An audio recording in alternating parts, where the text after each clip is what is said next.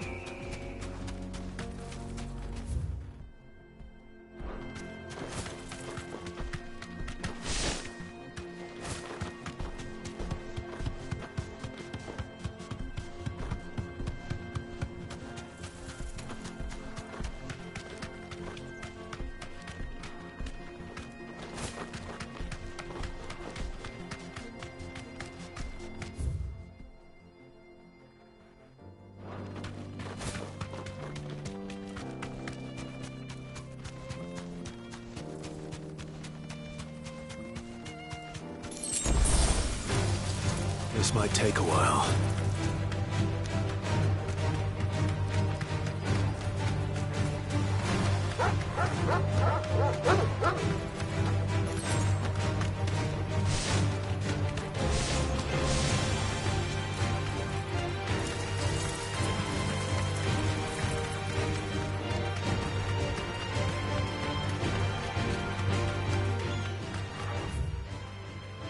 Time to fight.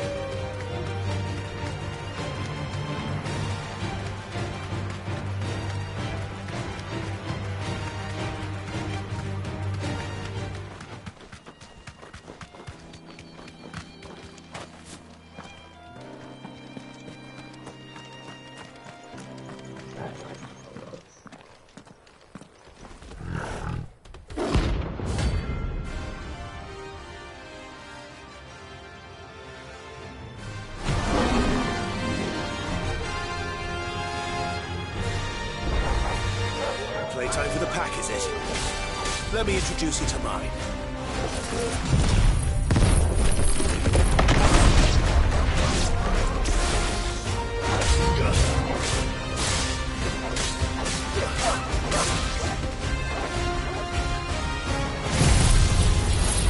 You're finished!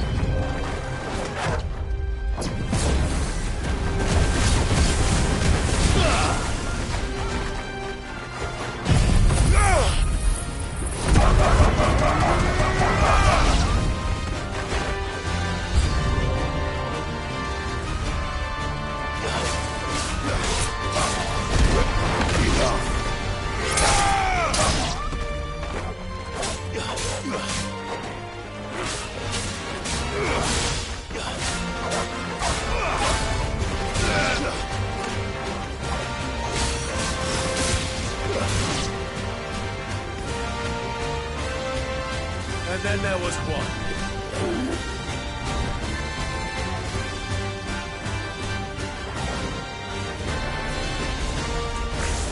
Fire and flame!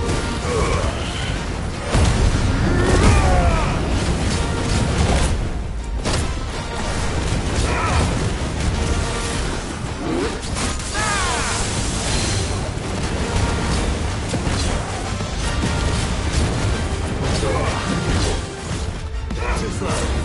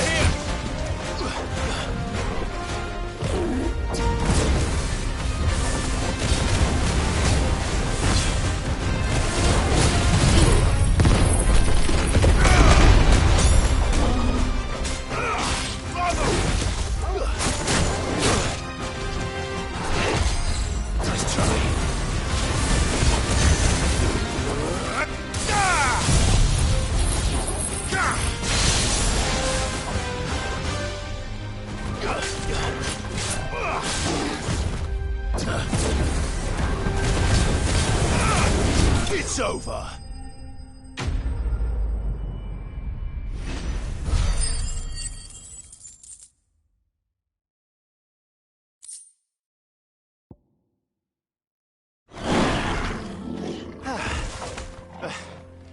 That wasn't too bad, was it, Torgal?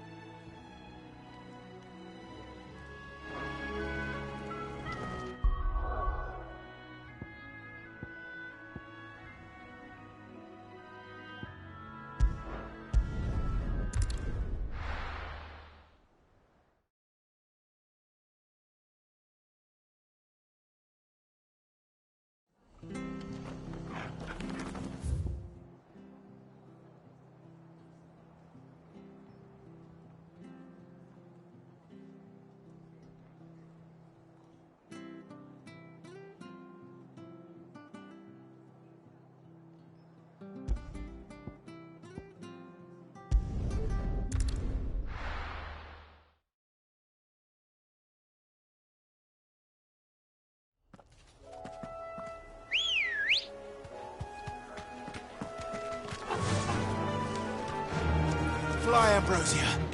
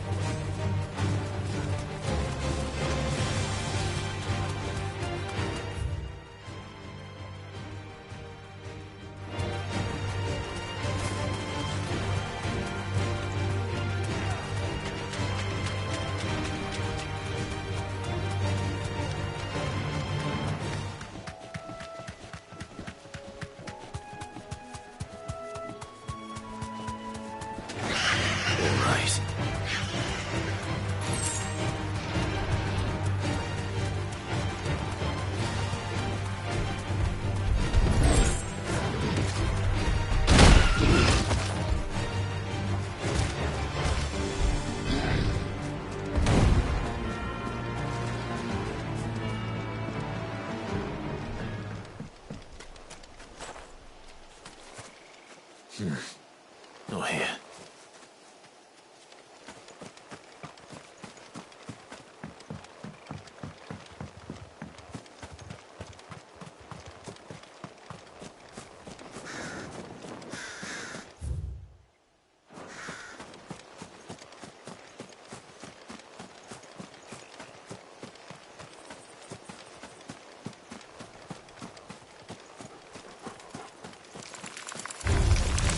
Good.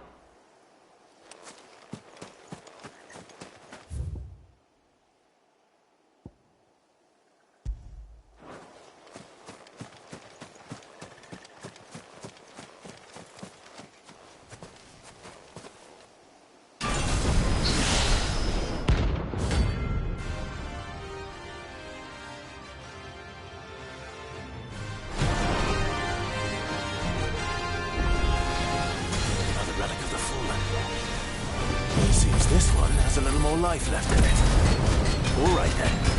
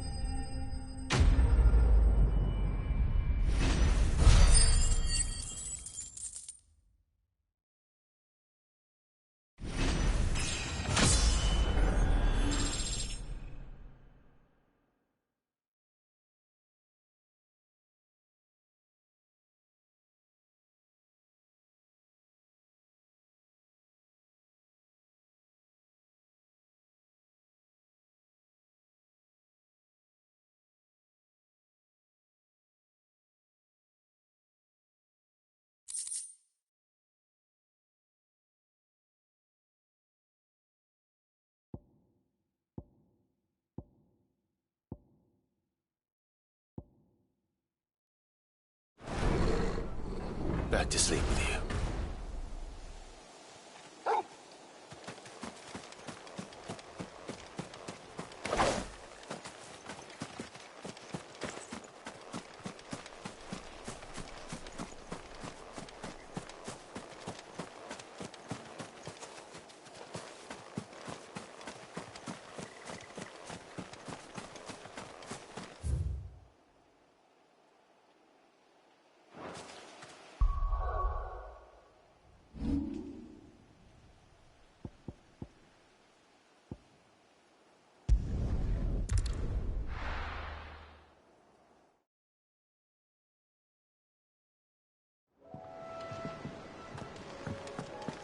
What became of Kupka? Why haven't we heard of him?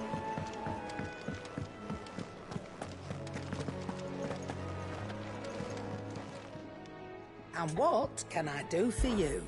Go on then.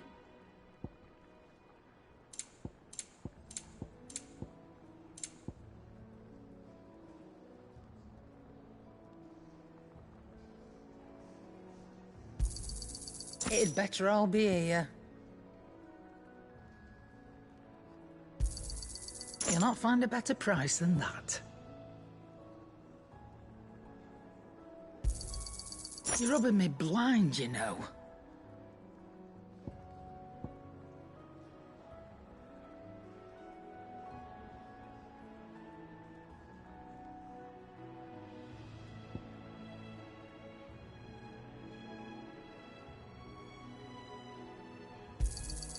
It'd better all be here.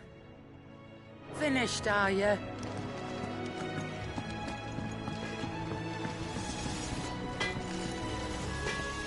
Back, are ya?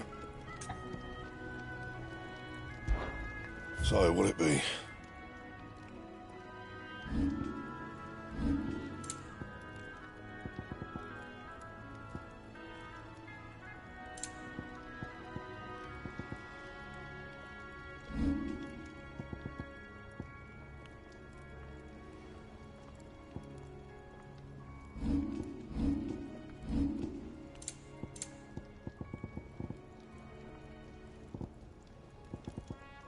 And?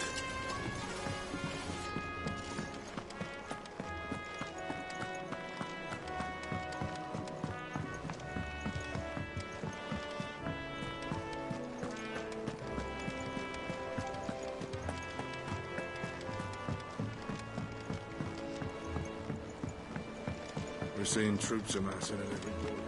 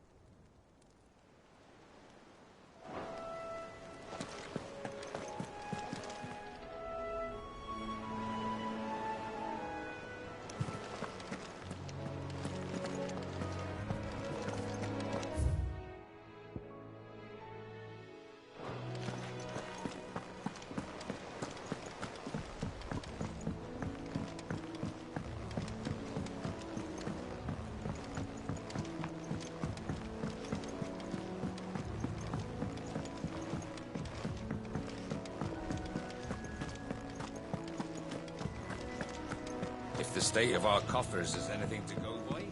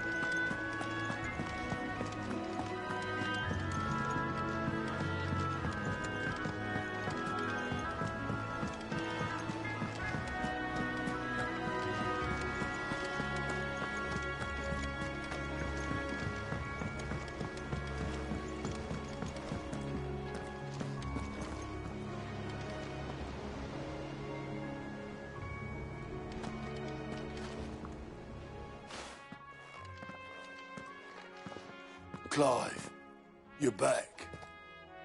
I am. And with glad tidings for once. Hugo Kupka is no more. Well, I'll be. All of our comrades who lost their lives back at Sid's place be smiling down at you right now. We had a stolus from Lubor saying Drake's fang had fallen. I expect that was your doing as well, was it? It's a long story. One for the history books, I'll bet. Welcome home, Clive. It's good to be back. You look better. I feel it. Which means I'm coming on your next little adventure. You're not leaving me behind again. Wouldn't dream of it. Otto. Any word on the Royalist movements since I've been away?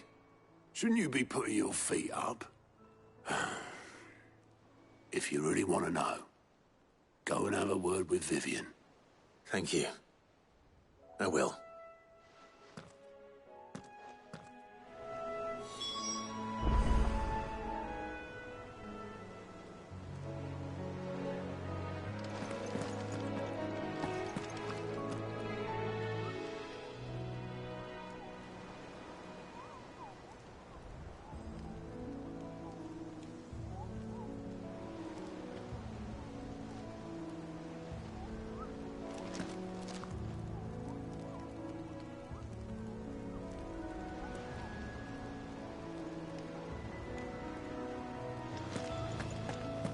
We're seeing troops amassing at every border crossing.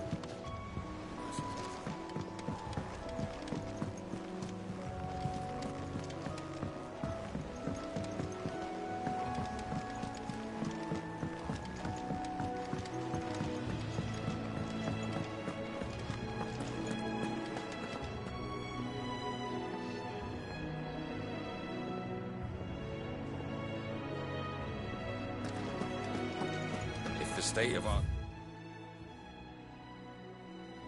coffers is anything to go by, I'd say we found ourselves a wealthy patron or two.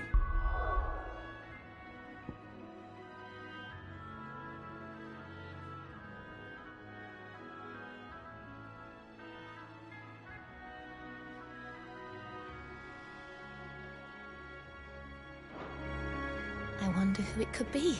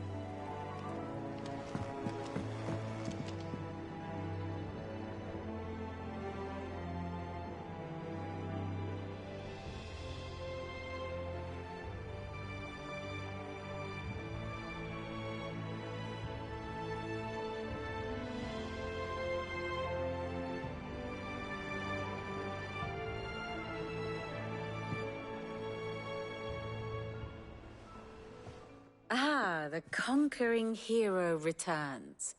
And with hardly a scratch on him. I may have picked up one or two. Well, the fact that you came straight to me instead of visiting our resident physiker suggests that you picked up something more important. A scent. The scent of Waludas. The very same. But whatever plans Kupka was hatching with the Royalists, he took them to his grave. As did his men. Slaughtered by the orcs who'd taken over the Fang. Orcs, Vivian. I've never seen such creatures in Storm before. The Waludas must have ferried them over from Ash, but why? Why work to rescue Kupka only to invade his home, the mother crystal of an allied nation, and let both fall? It makes no sense. Do you know the tale of the blind men and the adamantus? One can often be led astray by focusing too closely on individual details. One must instead see the bigger picture. And what bigger picture is there than my map?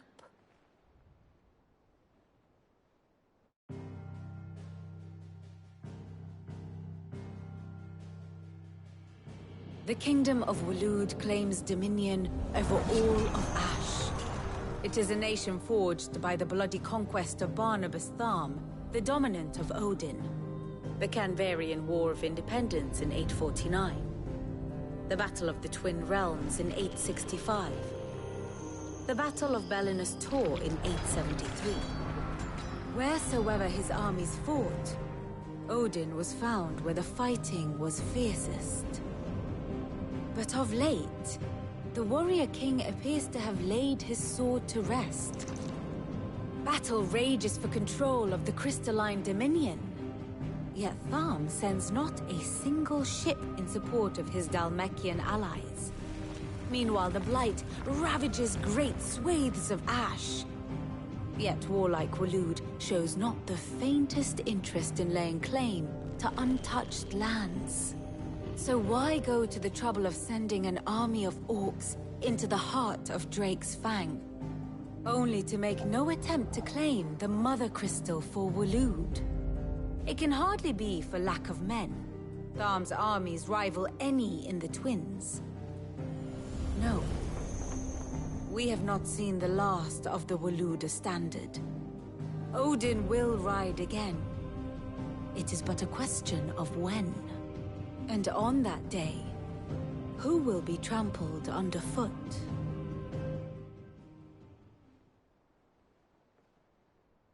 In summary, I know not to what end the Royalists betrayed Kupka.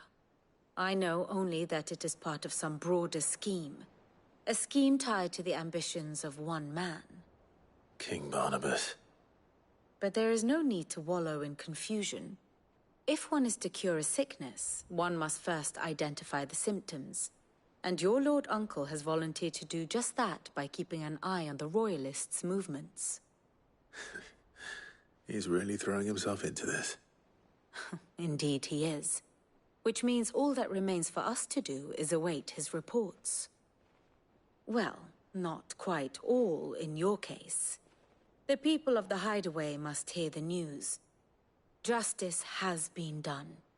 Hugo Kupka is dead. The wounds he left that night are still raw. Especially for those who lived with Sid the longest. Tell them that those wounds might finally begin to heal. Consider it the price of today's instruction. I've never known you to be sentimental. What can I say? I am only human. And we are, all of us, sentimental animals at heart. I suppose we are. Very well. I'll go and spread the word.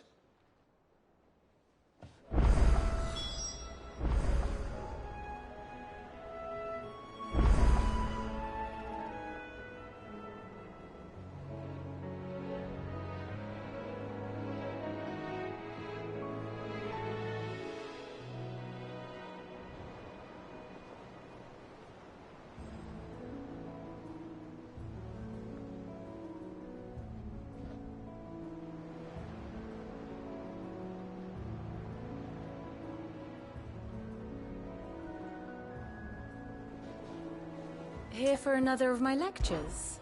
What is it that you wish to learn? Of course.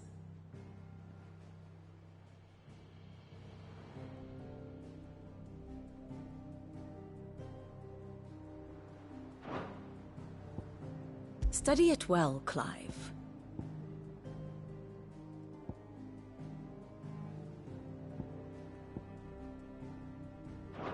Thus ends today's lesson.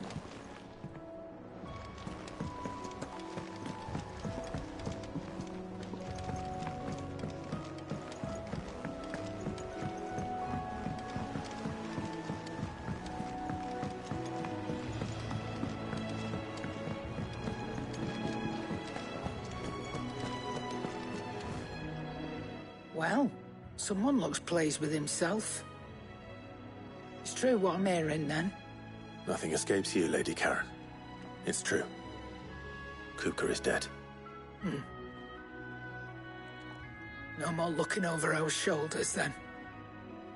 Good. I'm starting to get a crick in my neck. Don't let it go to your head, though.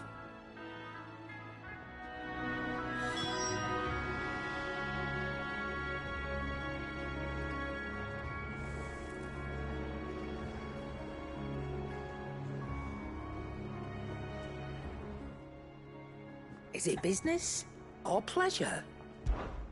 If you're gonna buy something, be quick about it.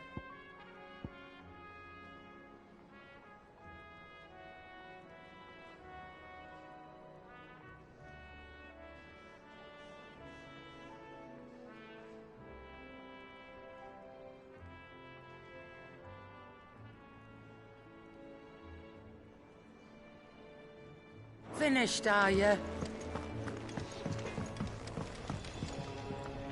Blackthorn, do you have a moment?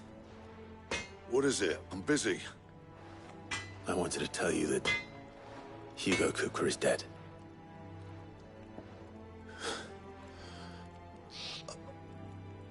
I can't tell you how long I've been waiting to hear those words. This is it then. A new beginning under a new Sid. I'll try to live up to the name.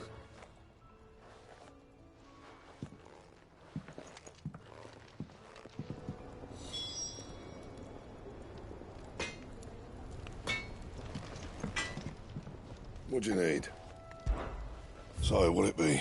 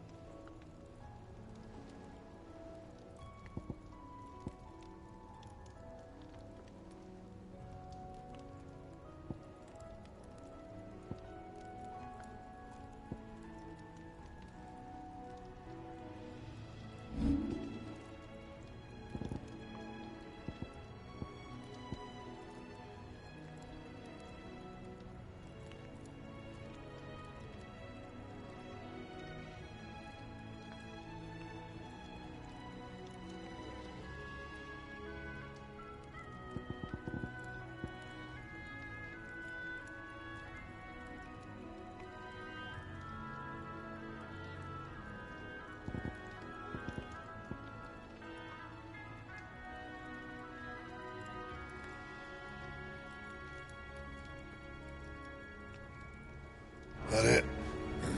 Fine.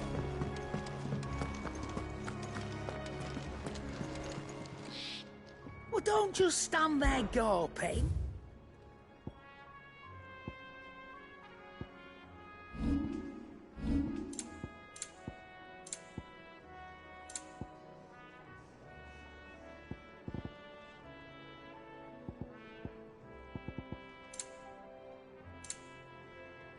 Finished, are you? Back, are ya?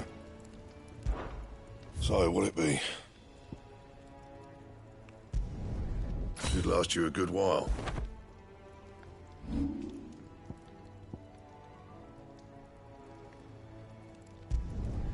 You can thank me later.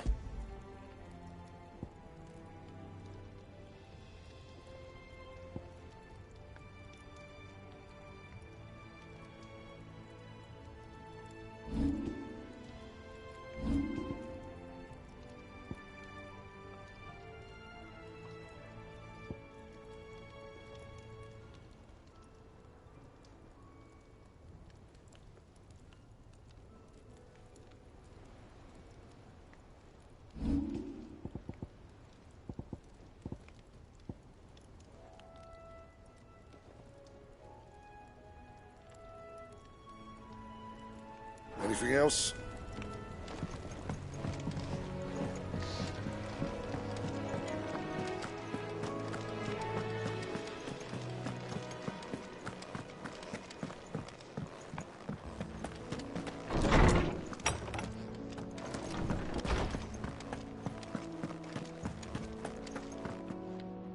Ah, Clive. Have you come seeking the gift of knowledge? No. To share mine, actually. Hugo Kupka is dead.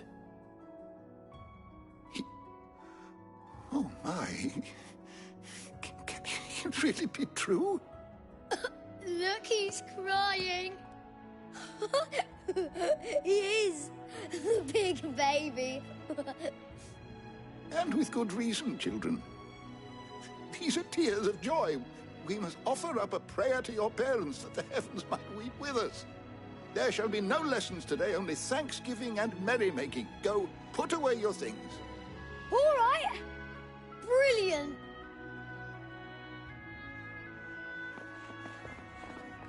Finally, a new dawn has broken. It has. Thank you, Clive. I cannot wait to share the good news. Hippocrates. After Kupka fell, Ultima came to me. I need to know what he is. Have you learned anything? Alas, no. And not for want of trying. I have scoured nigh every historical tome in our collection and found nothing. Not even the sort of conspicuous absence that might suggest a concealment of fact. One is almost tempted to conclude that such a creature never existed. But I saw him. With my own eyes. I don't doubt that you did. Alas, it seems you are the only one who has. To others, he reveals naught. We see only that which he leaves in his wake, like some terrible force of nature beyond the ken of mortal man. A bringer of death. Whether the Ultima you met with was the being itself, or merely another projection of its power, I know not. But until I do, my investigations shall continue. Thank you. It means a lot. Right. Let's see if Otto has anything else for me.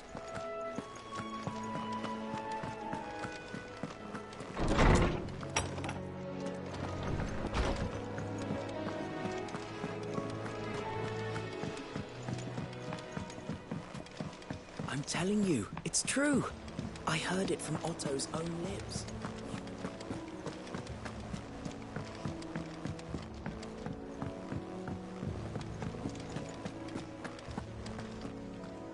You barely sat down since you came home. Vivian got you running errands or something? Just spreading the word.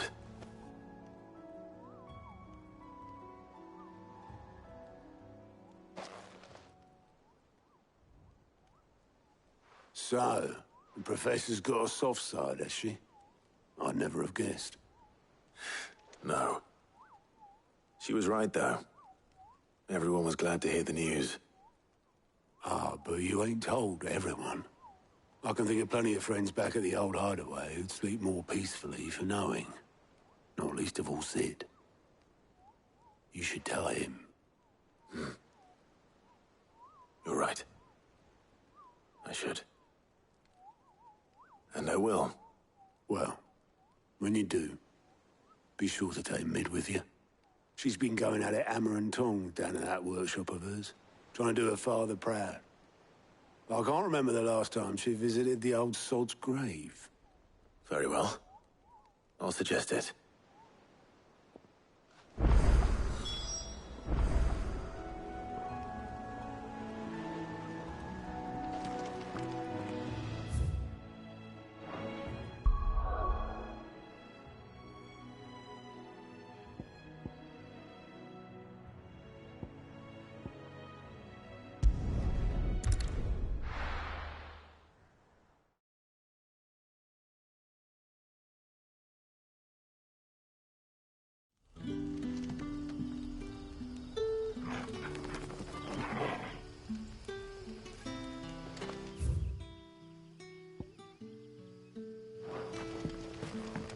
Good day to you.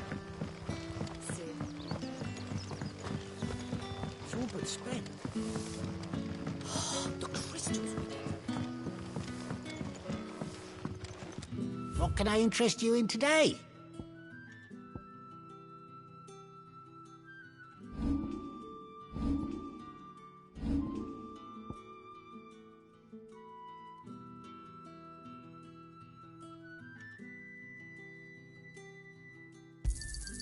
Yeah, that'll fetch a good price.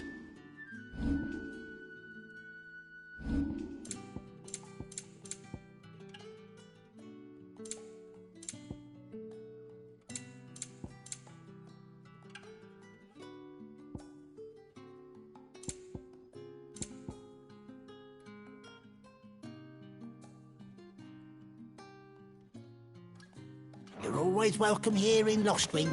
And we had to dig a new cellar. Ah, Clive. Your timing is exquisite, as always. I have a concern which you may be able to assist me with. Go on. There are whisperings afoot of shadowy figures having been sighted outside the village.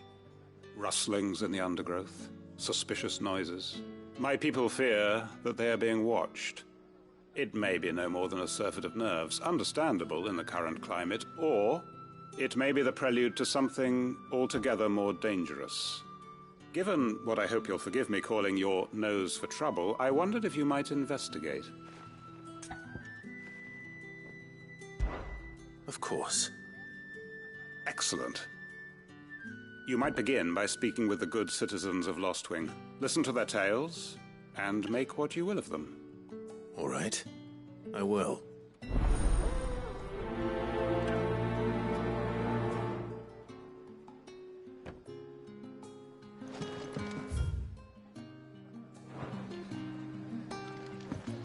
Right. Let's see what the people of the village have to say. I'd better find out if this is just nerves, or something we need to take more seriously.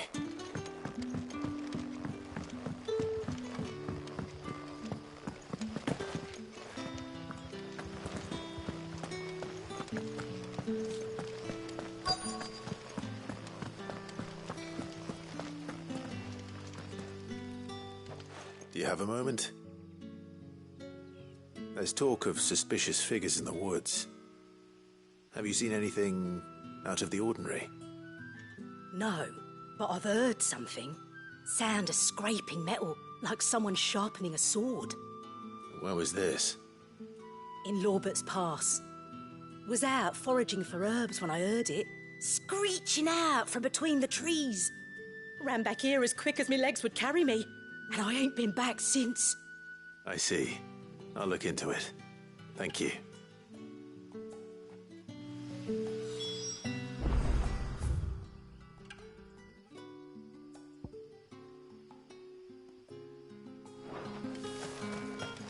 Seems Lorbert's Pass is our best bet, then.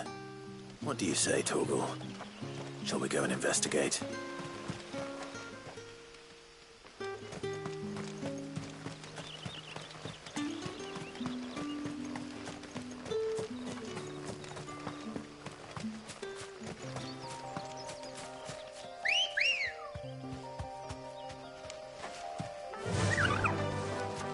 Fly, Ambrosia.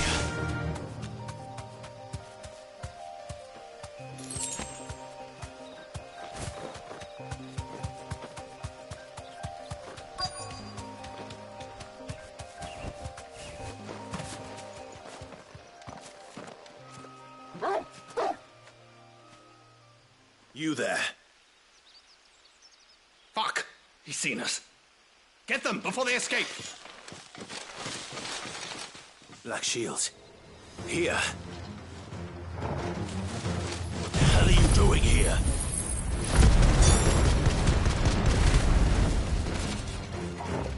What is it to you?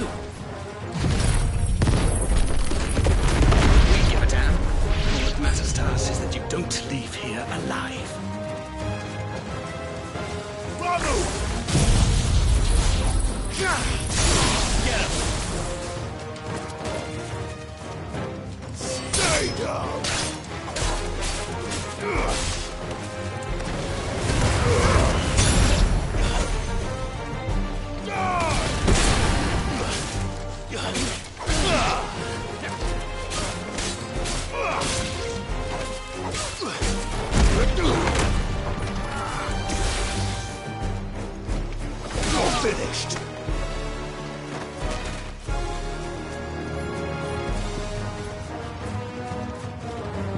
yours, Torgal!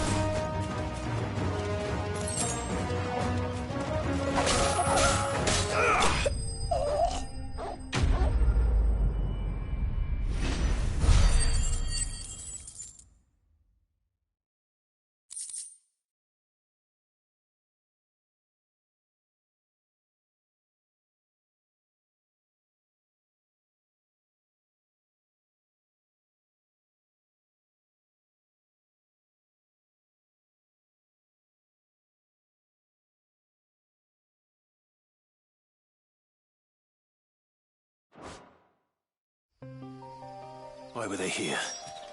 Are they planning an attack on Lost Wing? I need to warn Quentin.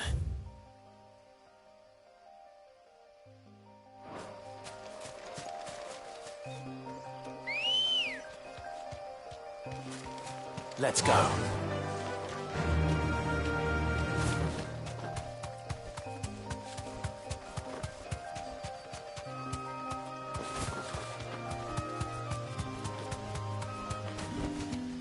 That'll do, girl.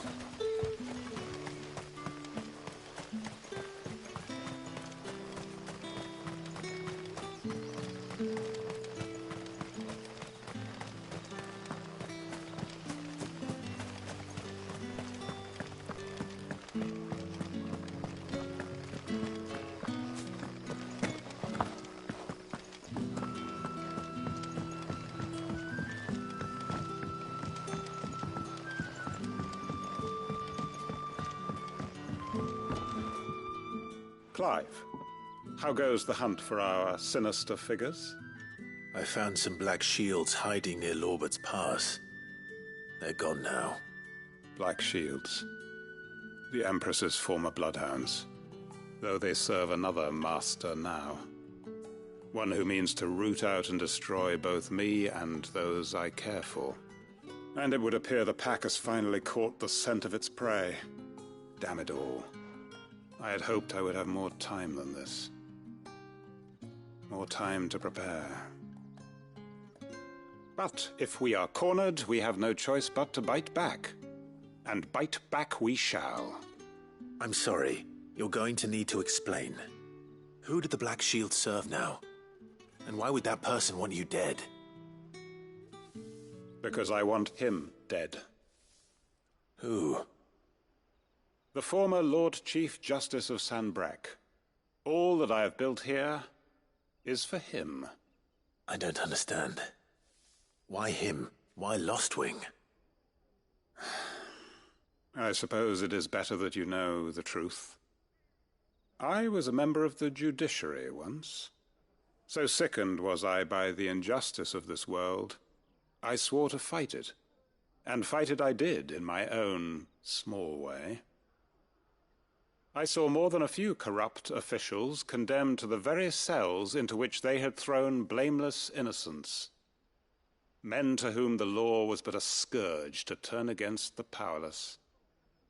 And throughout, it was the Lord Chief Justice who backed me, who was my one true ally in the quest to see justice done. So what changed? I discovered that he hunted bearers for sport. I was a fool to think he shared my hatred of venality and vice. His support for me was no more than a facade, a means of ridding himself of his rivals, a mask to hide the rot beneath. I filed suit against him immediately. His response, however, was rather more visceral. He had my entire family slaughtered. And he faced no punishment whatsoever. I lost everything. My loved ones, my livelihood, my position, the faith I had once held that any modicum of justice might be achieved through the courts. So I set about enacting my own. I tracked down every soul who served him, and slit their throats myself. But the man himself proved an altogether more difficult target. With money and power come protection. And so I saw that I would need an army of my own. I came here to Lost Wing and began recruiting like-minded individuals. And everyone here knows this is why you do what you do. Of course. They too have lost loved ones to the bearer hunts. Seen faultless friends sent to the gallows to spare the guilty. All under the watchful eye of the Lord Chief Justice. Our wounds are the same. And our cause is the same. We are comrades. And our revenge is already in motion. We know where he hides, how numerous and well-trained his guard. What we did not know until now, however, was that his plans may already be in motion too. Quentin. Our time is short. He may move against us at any moment, unless we move against him first. My friends and comrades, it begins. Make ready for war.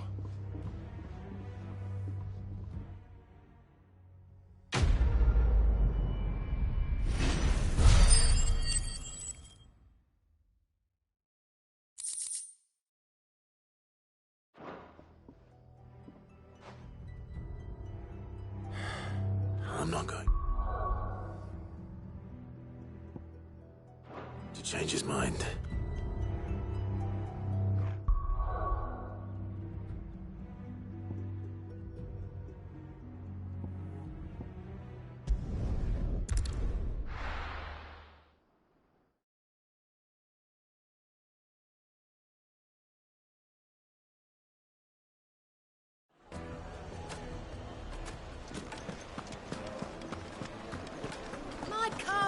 The most fragrant herbs and spices from the bread.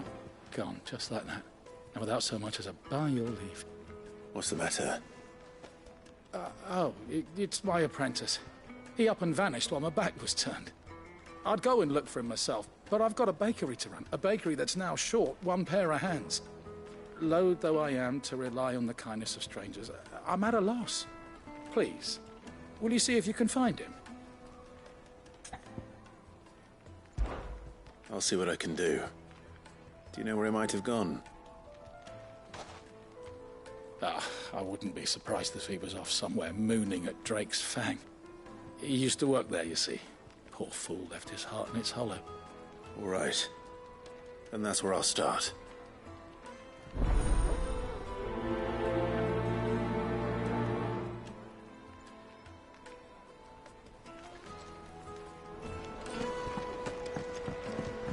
Oh, where did all the men of the rock go? Probably ran out of gil, just like us.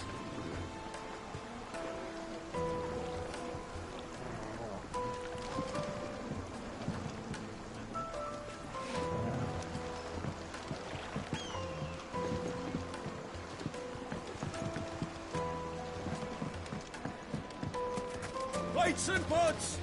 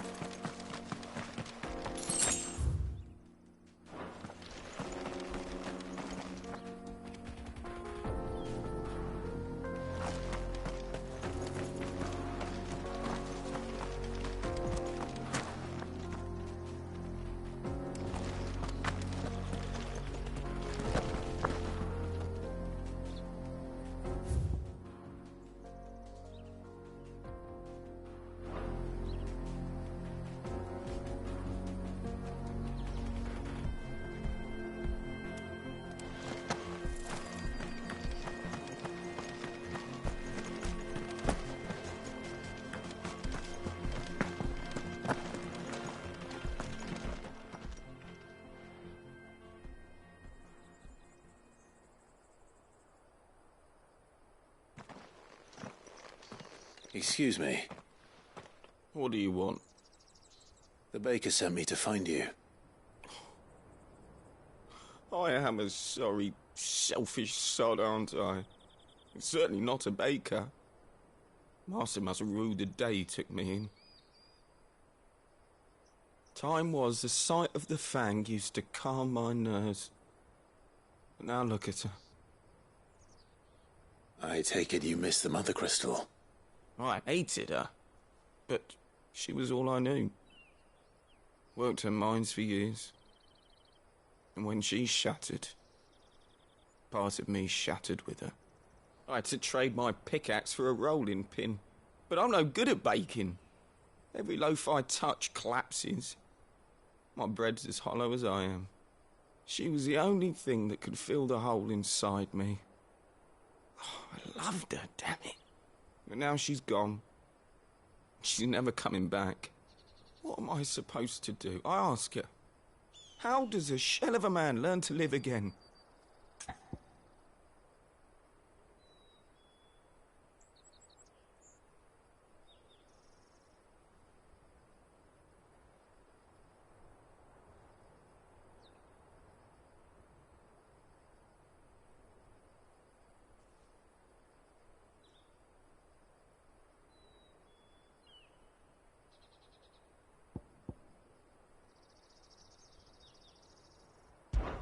Focus on the job at hand. Think about what you can do right now. What use is proofing loaves when... Wait. Perhaps the solution has been in the bakery all along. You've opened my eyes. Thank you, friend, and fare thee well. Wait.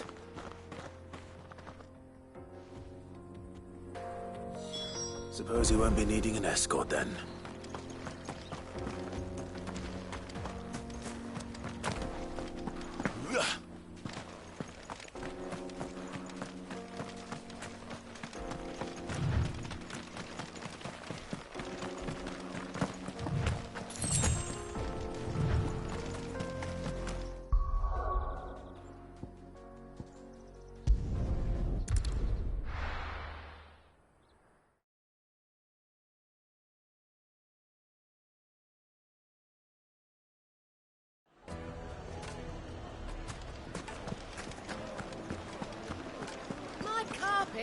Take a sniff, good sir.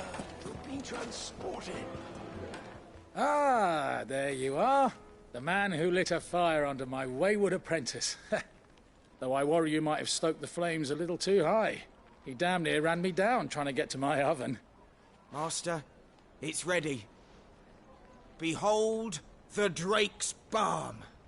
A truly unique creation. I dare say it is. Just look at it. A perfect likeness of the Fang herself. Her steepled peaks, her fulsome spurs, her inviting hollow. True, my loaves collapse more often than not, but what's the Fang without her crater? Why, no Fang at all. And look, inside. She's filled to bursting with a bounty of beautiful crystals. Salt crystals! Master, I have found my purpose. I must use my work here to preserve the memory of the Fang. Well, if it tastes half as unique as it looks, I'd certainly say you're onto something. Not only is my apprentice back, but he's finally pulling his weight. With any luck, I might even have a new delicacy on my hands. I don't know how you did it, but you have my thanks.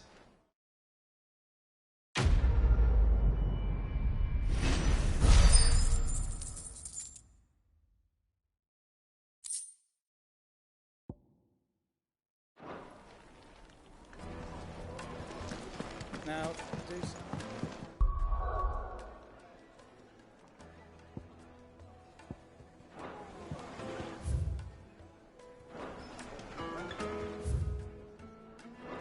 Oh, where did all the men of the rock go? Made from the stoutest stoneware.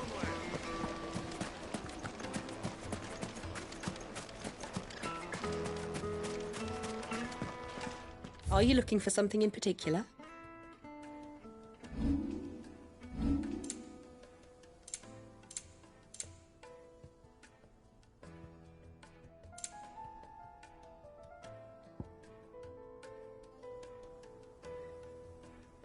Fare you well.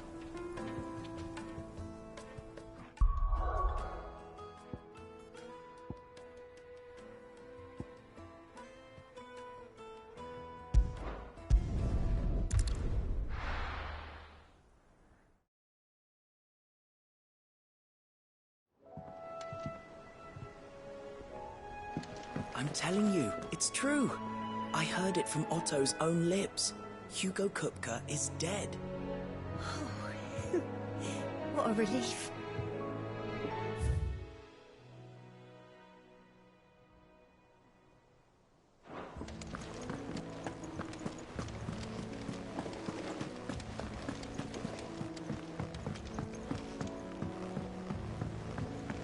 We're seeing troops amassing at every border. It was the same after Drake's breath.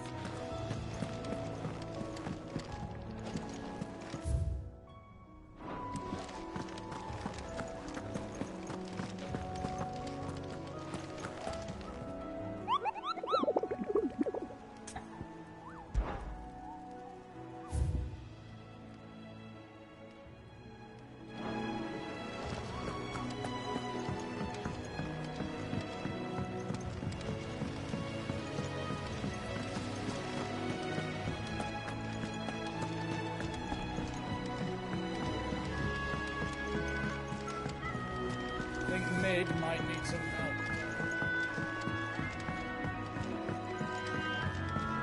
If I don't come up with something soon. All right, Clive? What do you want? I'm going to visit Sid, and I thought you might like to come with me. Sorry, I'm too busy for all that right now. I've got to get this thermal displacement stack sorted. Thermal... Displacement stack. Here. And this is for... Only the fastest, finest ship the world has ever seen. The Enterprise. Me and my dad designed it together. Where other vessels rely on the fickle winds to drive them through the water, ours is fitted with mithril engines. And those things have got more push than a behemoth in a bad mood, and more heat than all the hells put together. Which is where the stack comes in. I may have already talked some tight-lipped shipwrights into putting the hull together for me in a little dockyard in Canva. But the stack's a bit more involved, so I'm building it here. Thing is, it's so involved that I'm running behind and it's starting to hold things up over at the shipyard. I'll come and see my dad, though, when I'm done. Whenever that is. Is there anything I can do to help? Good old Clive. I were hoping you'd say that. First things first, I need some parts meching. The stack will be made up of 3 major components. There's the plating, here, that channels hot vapors away from the engine. The helm over the top, that disperses all that heat into the air. And the shielding around the sides. That stops the rest of the ship from going up in flames. A full suit of armor, then? Probably best to take it one piece at a time. Then you'll need to start with the plating. Everything else fits onto it. I've got the designs and the list of materials here. Show these to Blackthorn. He'll know what to do. I can't make head nor tail of them. Luckily, you don't need to.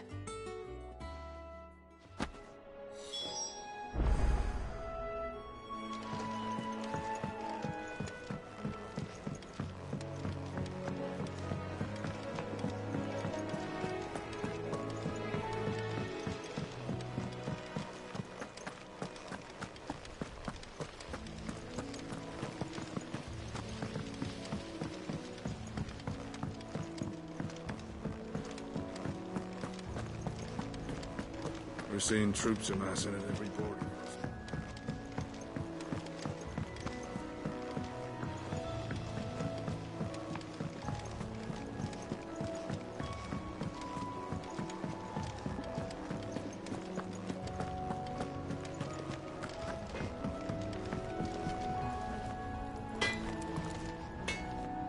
Blackthorn, can I ask a favor? Out with it. It's for Mid. This my last chance to say I'm otherwise engaged. Spare myself the arseache. Go on then. What is it this time? She said you would know. Here.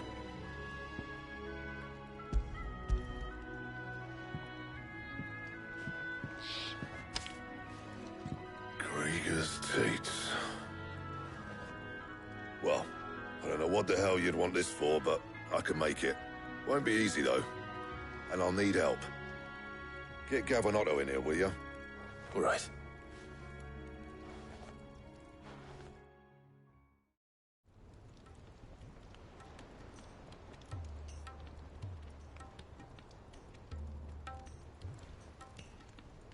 So Mid's roped us all in here again, hasn't she? Typical. Still, if that's what it takes to get her to visit Sid's grave, I'll do what I can. And, what is it we need to do, exactly? Take a look at this. It's this plating. The usual saw-grade steel won't work. We need something that can get very hot, very fast, and still keep its shape. That means an alloy. Something that won't break or buckle at the temperatures she's talking about. Which is where you lot come in.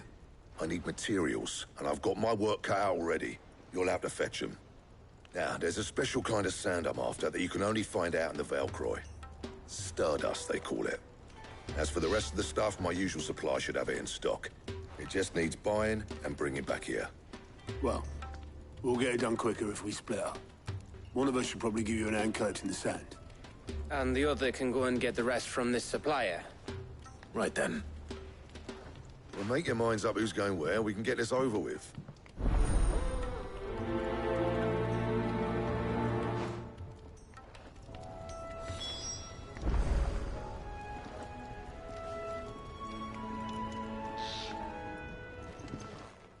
You going after the Stardust then, are you? Which one of these two lucky souls is going with you?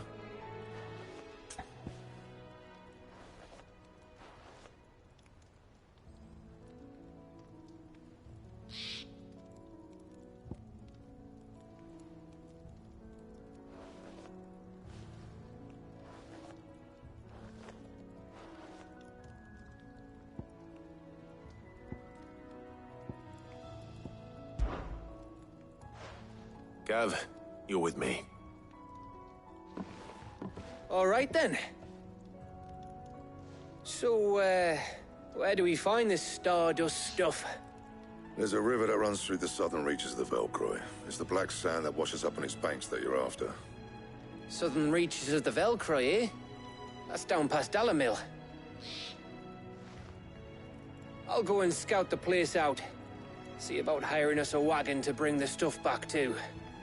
All right. I'll meet you by the river. While you're off having a paddle, I'll pick up the rest of the stuff from Blackthorn's supplier. Take care.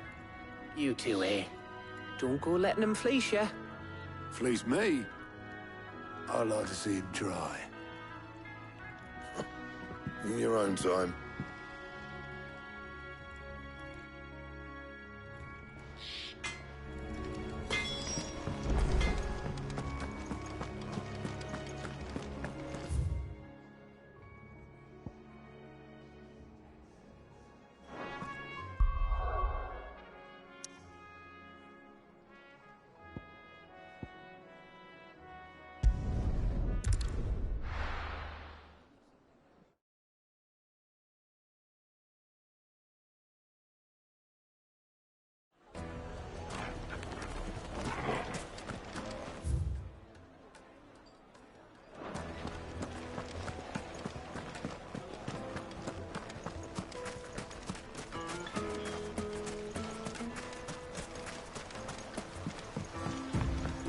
Looks like I found the river. Where's Gav?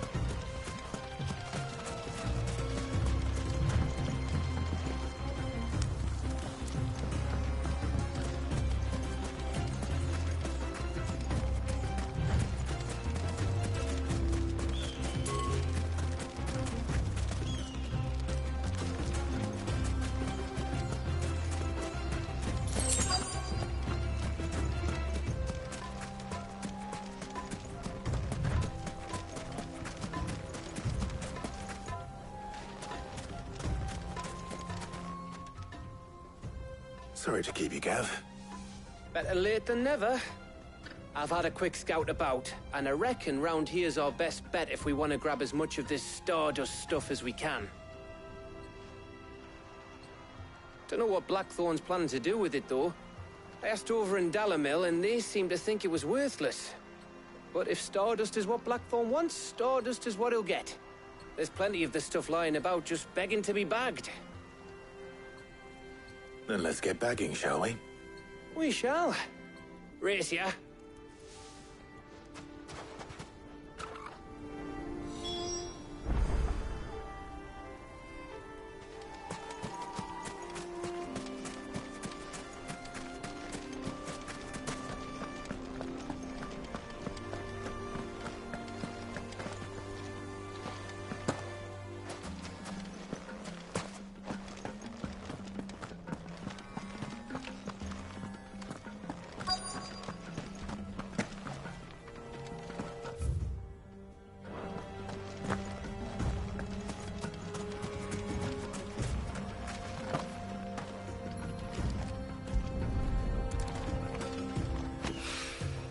So this is Stardust.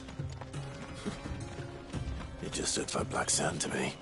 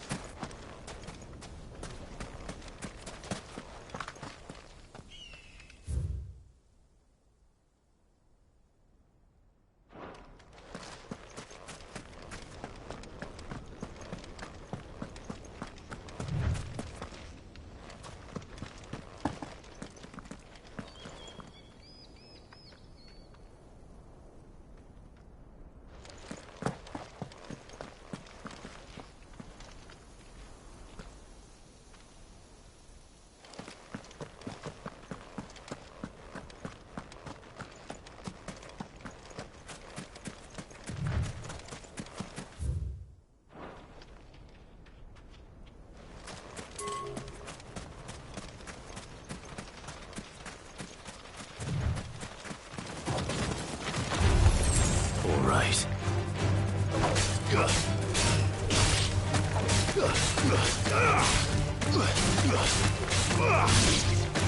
Go, Torgo! Now, Torgo!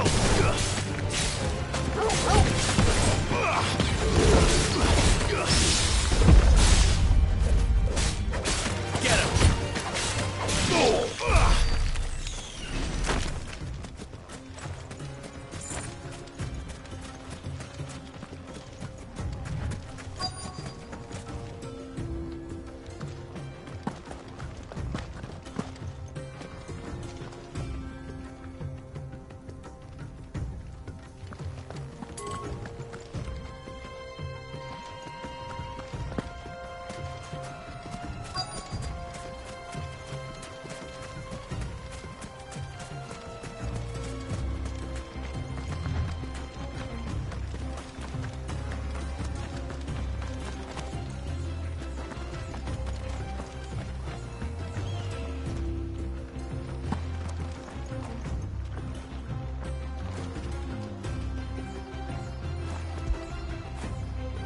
What do I make without you?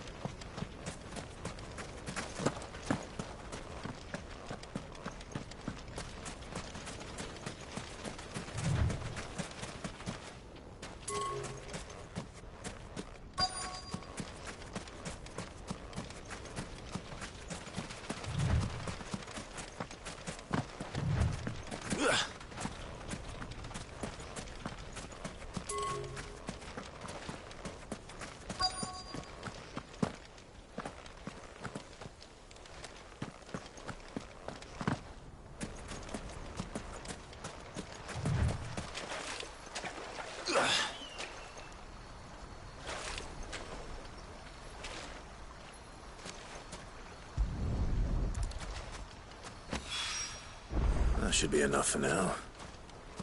Let's see how Gav's getting on.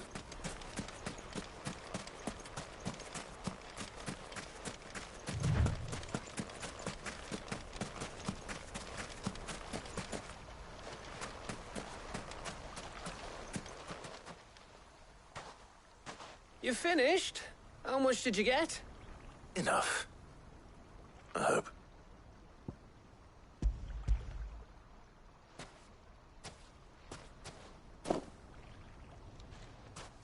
Oh, you win. That might even be enough for old Blackthorn. Hey, before we go, do you mind if we have a chat?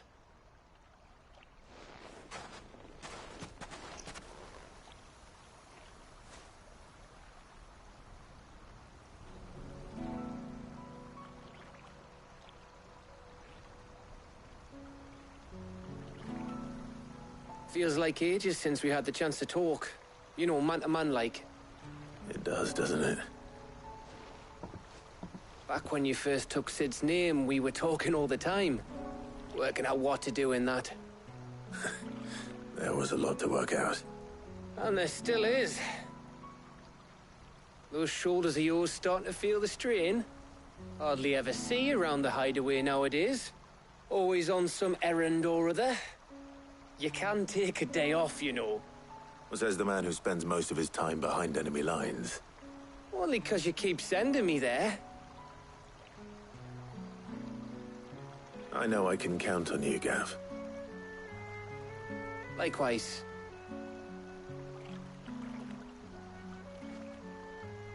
So you keep sending me wherever you need to, and I'll keep going.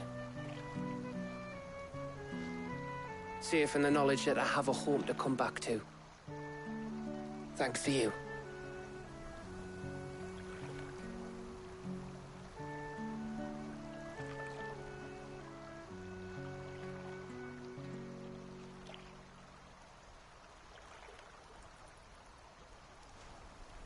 Right. That's enough soppy shite for one day.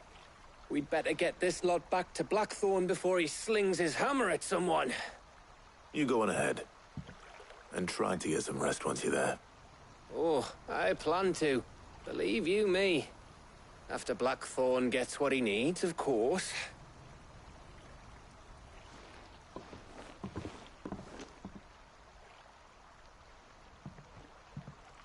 Right. Ready to go home, boy?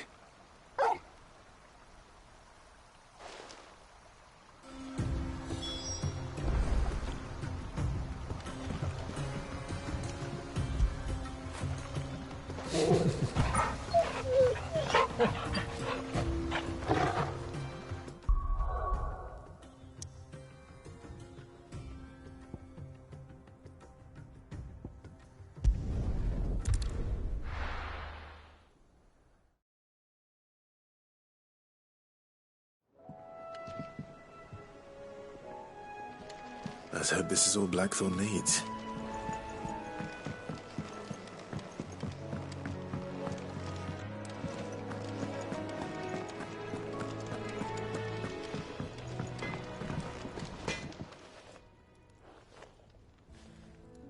Blackthorn, got everything you need? Yeah. Yeah, I do. Cheers for the Stardust. Should be enough to be getting on with. We should go out on maneuvers together more often. It beats sneaking around on your Todd all the time. I'll make a start on putting this thermal plating together then. It'll take some time, mind. So if you've got other things to be getting on with, I could do without you breathing down my neck. Thank you, Blackthorn. I'll let Mid know construction's underway.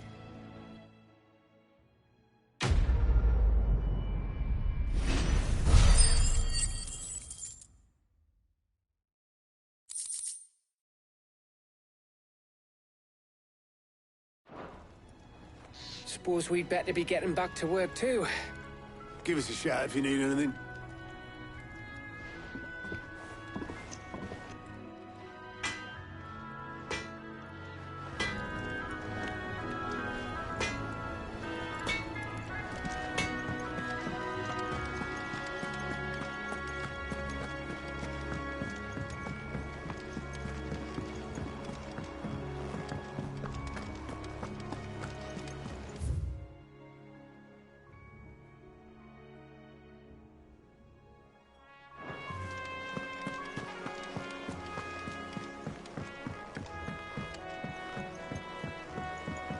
We're seeing troops amassing at every border.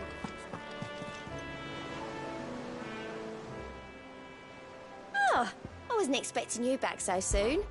Your benefactors are a generous lot.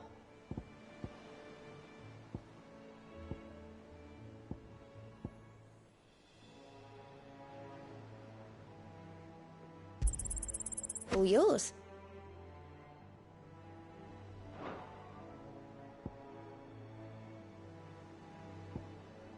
All done?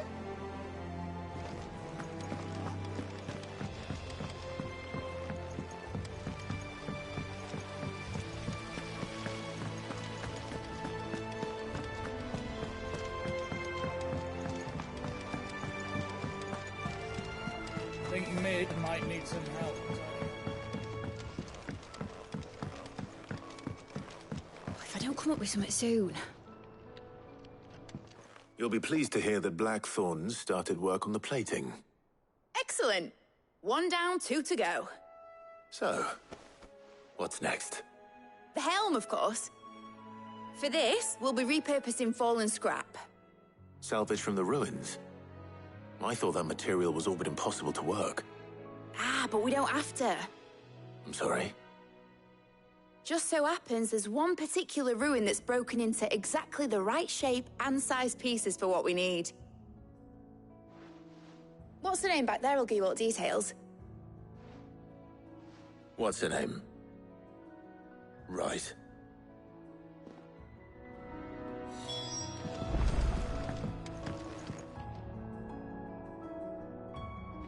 Oh, Sid, is this about the helm?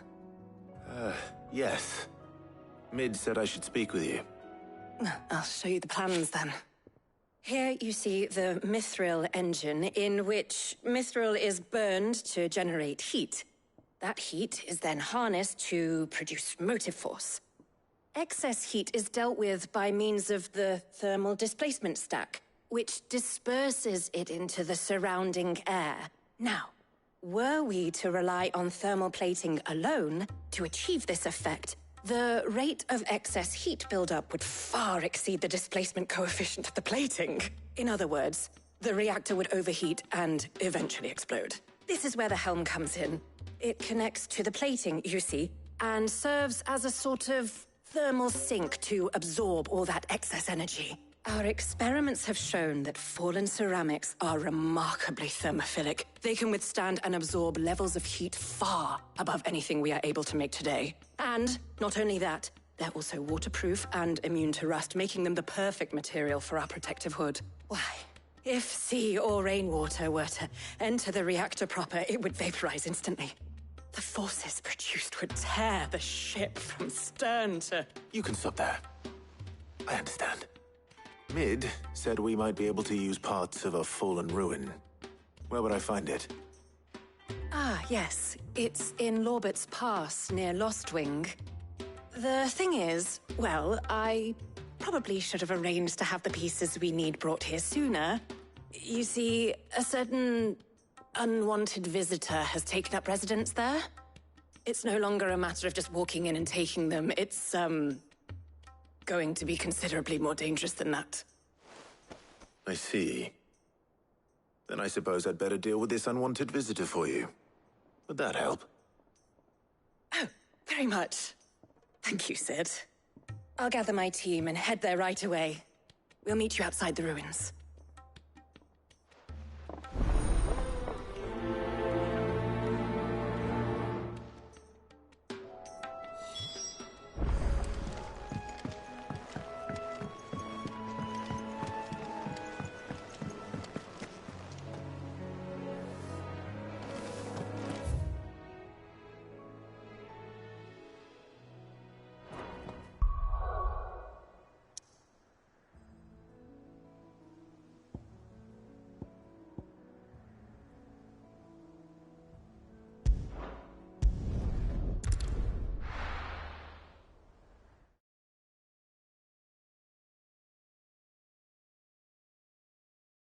I'll be taking you all to a storehouse in the Bales.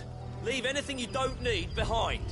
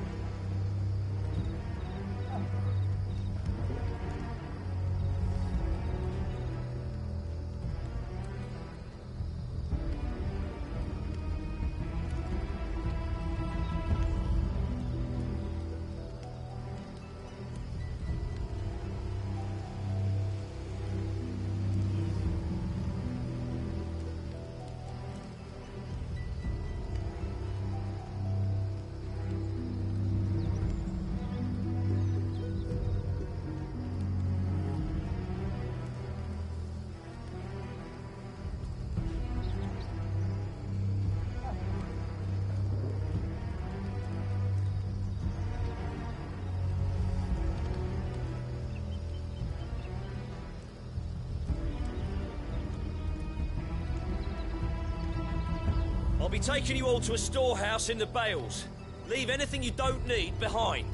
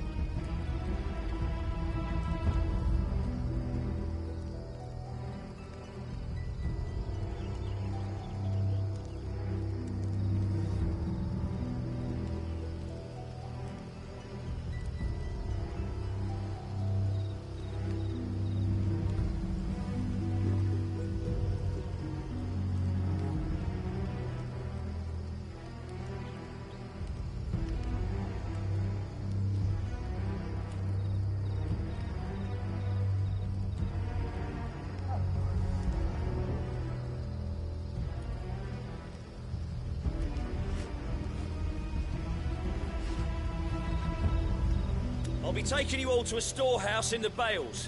Leave anything you don't need behind.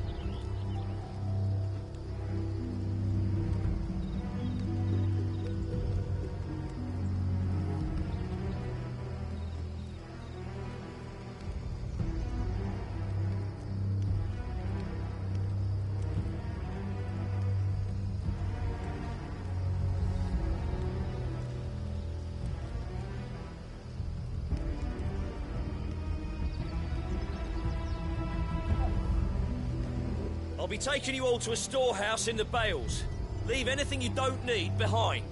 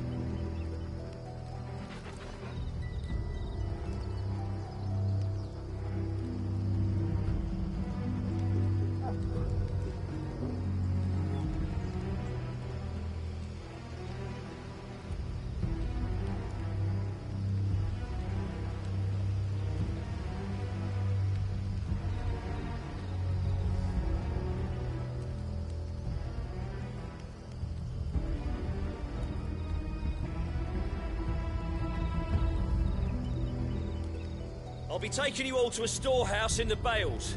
Leave anything you don't need behind.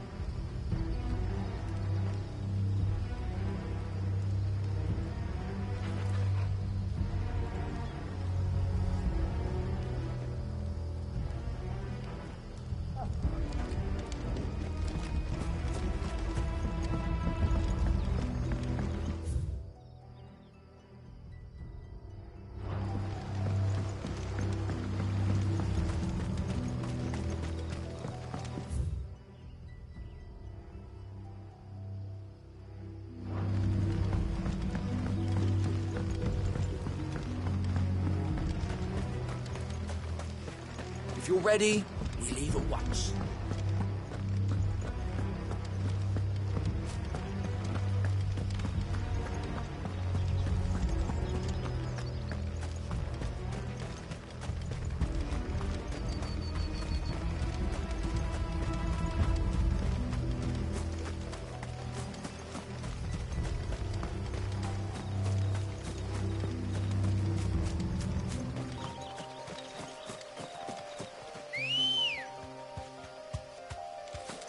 Good girl.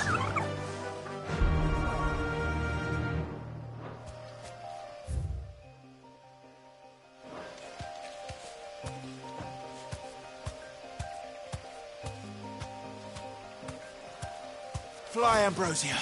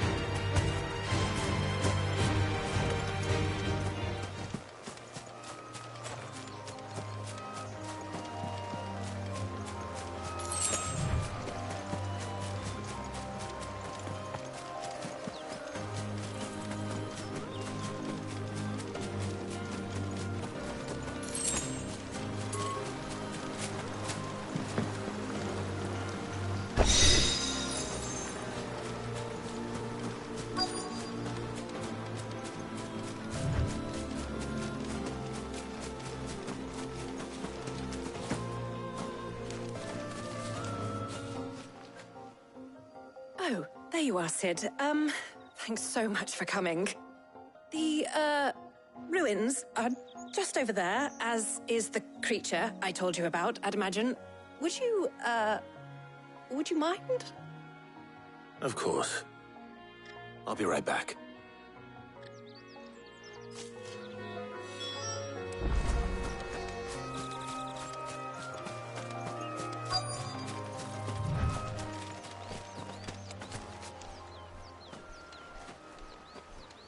Anybody home?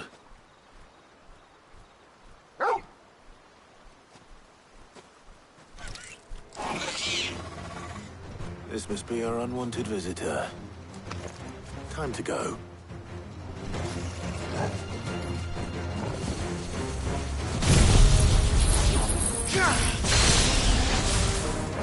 To me!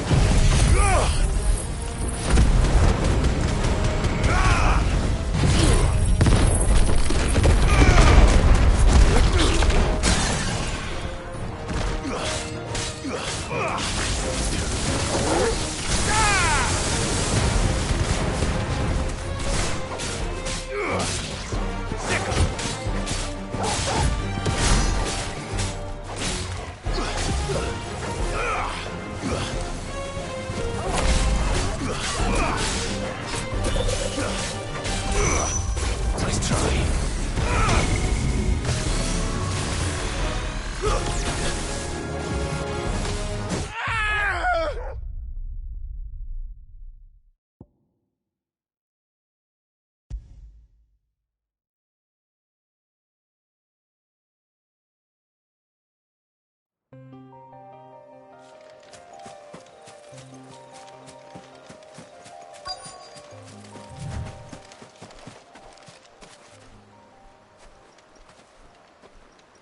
Anybody home?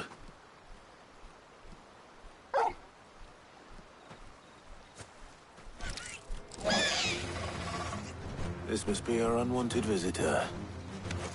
Time to go.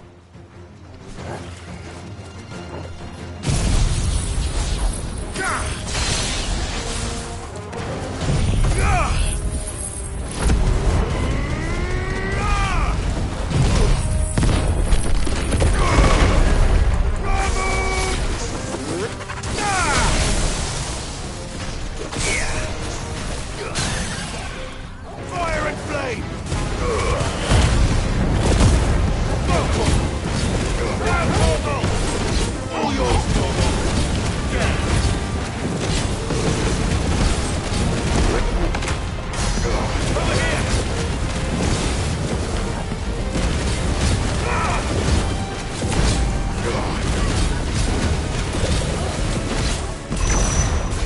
slow.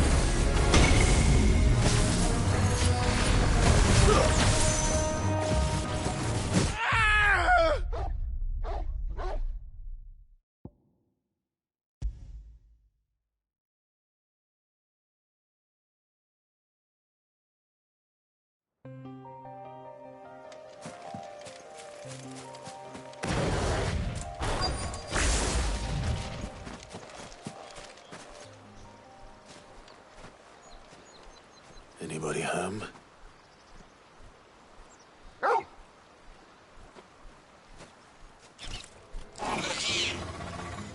This must be our unwanted visitor. Time to go.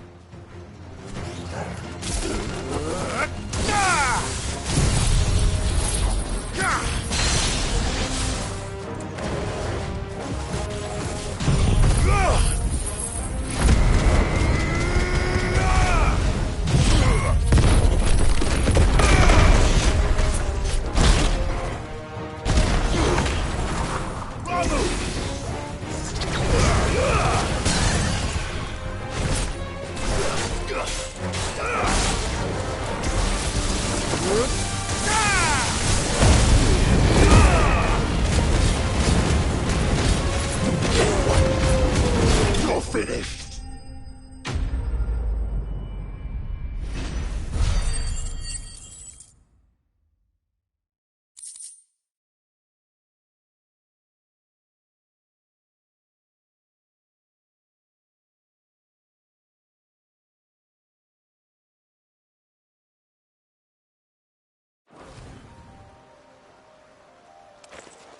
The things I do for you, Mid.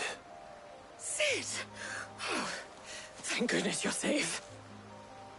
You shouldn't have any trouble now. Indeed. Well, don't let us keep you.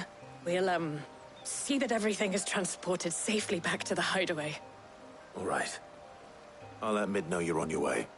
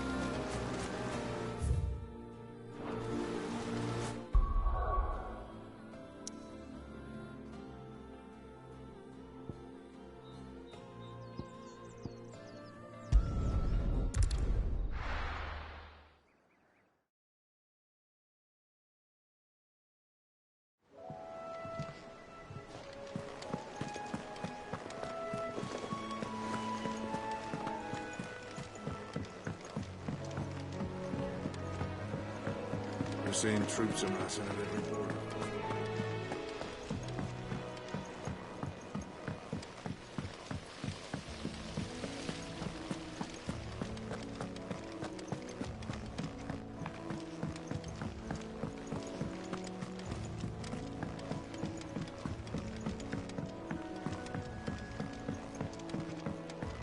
If I don't come up with something soon.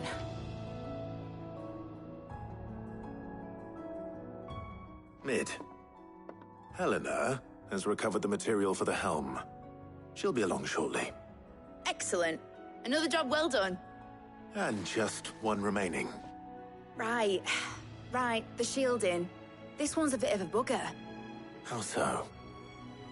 The plating's enough to stop the engines going pop, but those things will still be spitting out enough fire to set the rest of the ship ablaze. Which is why you need proper shielding. A prison for the dragon's breath that's blazing away inside. I thought a triple thick layer of tempered steel might do it.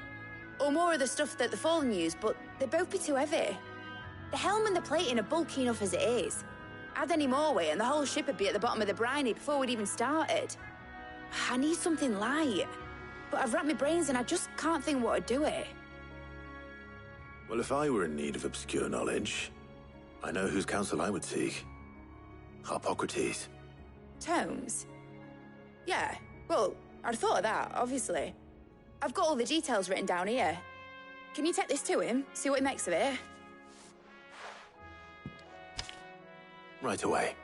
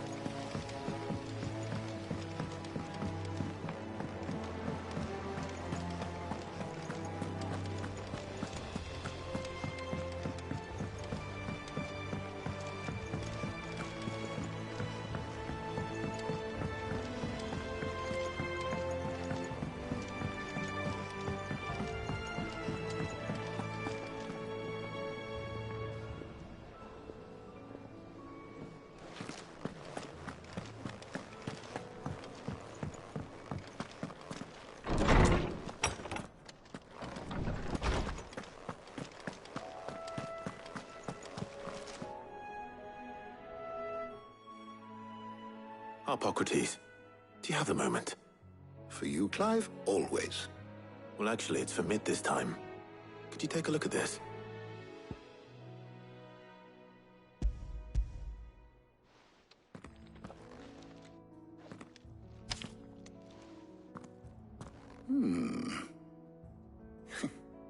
Shielding for a mithril engine. Whatever will that girl think of next? And what are these notes around the edges? She has some specific requirements for the materials.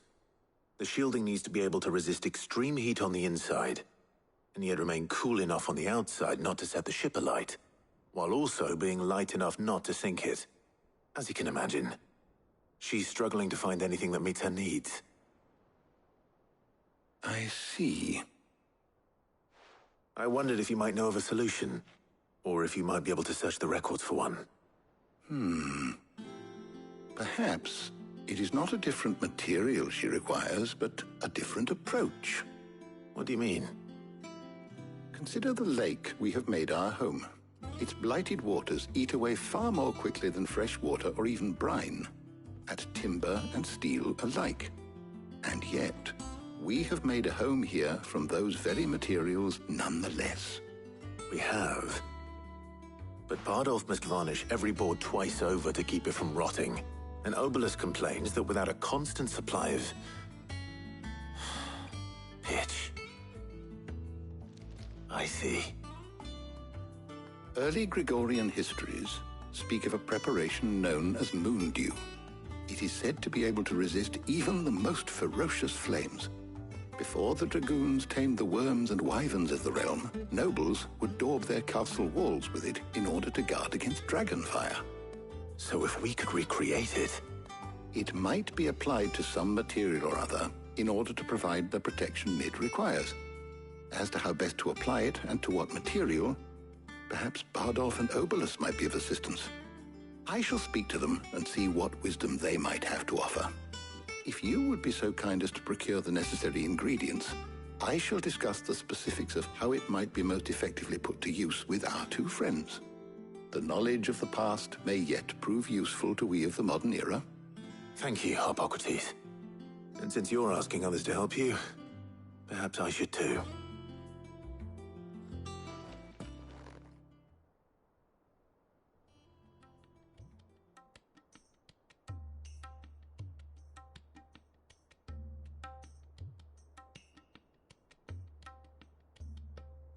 So you need a hand, do you? We do. I'll be heading to market for the ingredients we need. I could do with some help. And some company, too. The other can assist me in researching how best to prepare the shielding itself.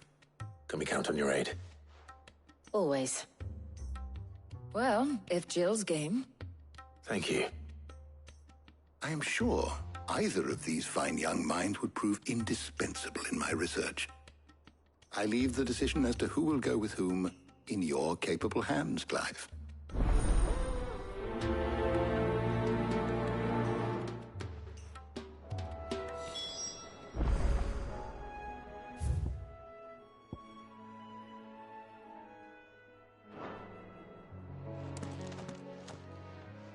So, Clive, have you made your decision? Who will accompany you on your little excursion?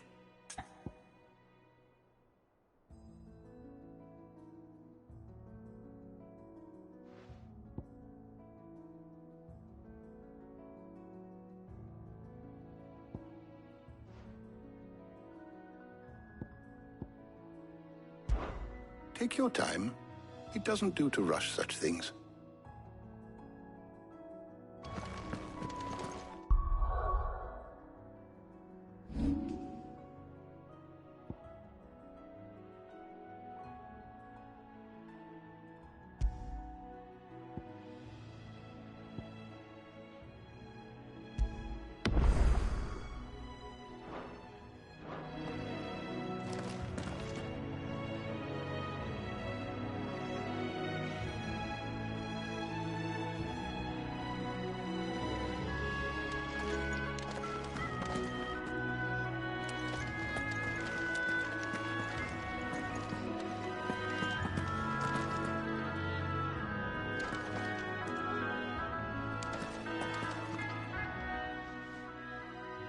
So, Clive, have you made your decision? Who will accompany you on your little excursion? All right. So, what are we fetching? I have taken the liberty of preparing a list. Here. Garlic? Conch shells? Are you sure this is the right list? Looks like the ingredients for someone's supper. Though these items may seem mundane, they have potent effects that are rarely exploited, effects for which they were once highly prized. So much so, in fact, that they were harvested almost to extinction, hence moon dews having fallen from favor. Now, of course, they can be obtained with ease. You should be able to find everything you need at the market in Northreach. Well, isn't that convenient? I was hoping to be able to make a trip over that way sometime soon. Need to speak to an old acquaintance. I'll meet you there. All right. Stay safe. See you later, Clive. Good luck with your research.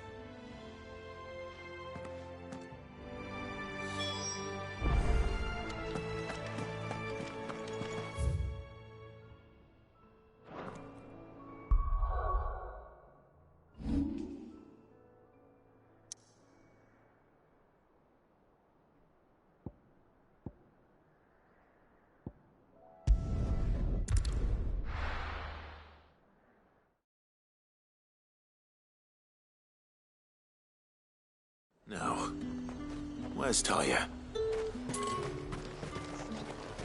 There's talk at the glass gate. Keep them pilgers nice and chill. Need to stock up on these.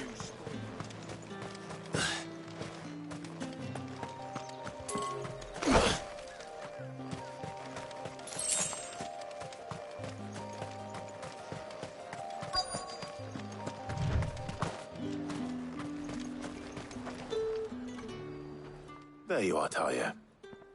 Ah, and there you are. We shouldn't have any problems finding what we need in a place like this. But if time is of the essence, perhaps we should split up. Take a few items each. All right. What shall I look for? Let's see now. Why don't you take the garlic and the pepio nuts? Meet me by the gate when you've got them.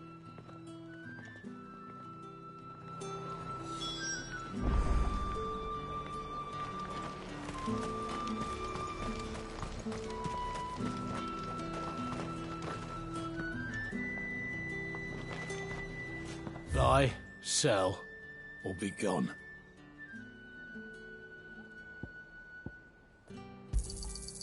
Go on, take it.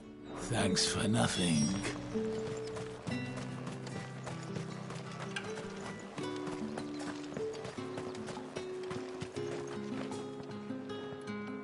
You haven't much, but you're free to look. I trust it's all here. Keep fighting the good That should fight. do it. Hopefully Talia's finished too. Already one. Fresh custs! Up! You'll not find a bruised pivot. Well, did you find everything? I did. Here.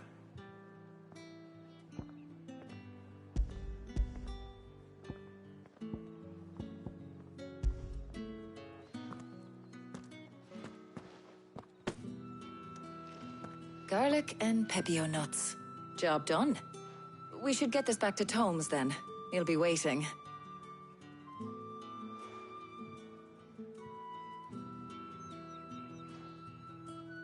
But we're not in too much of a rush, are we? Quick chat.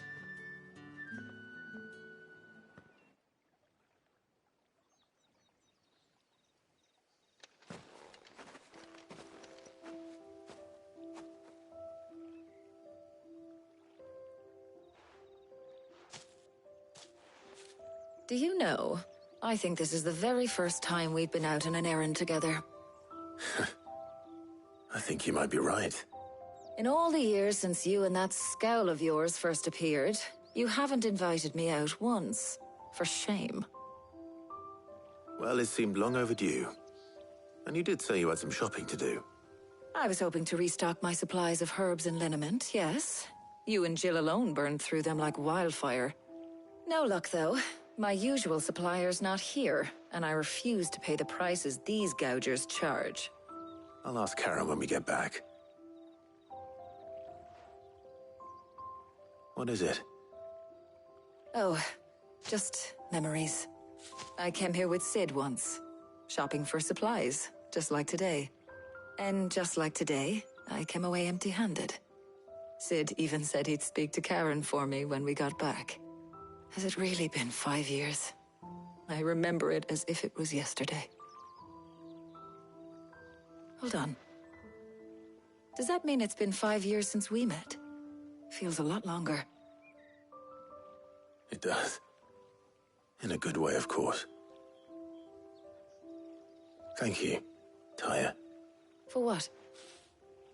For everything. I just want you to know that all you've done for us, all you still do, it's appreciated. Do you think I'd stick around if I thought it wasn't? But in the spirit of sharing and caring, you're appreciated too, by all of us.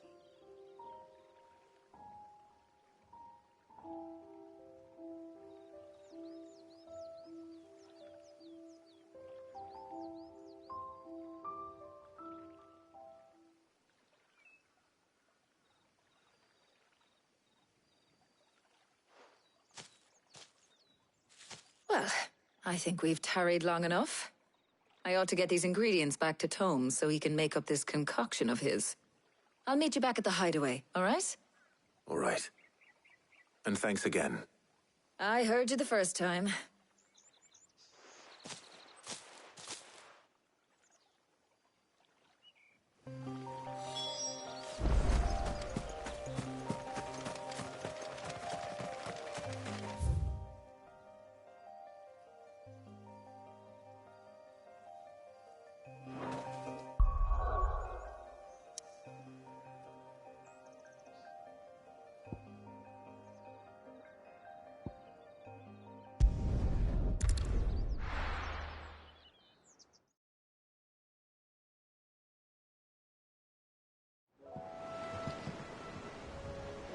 I wonder how Hippocrates is getting on with the moon dew.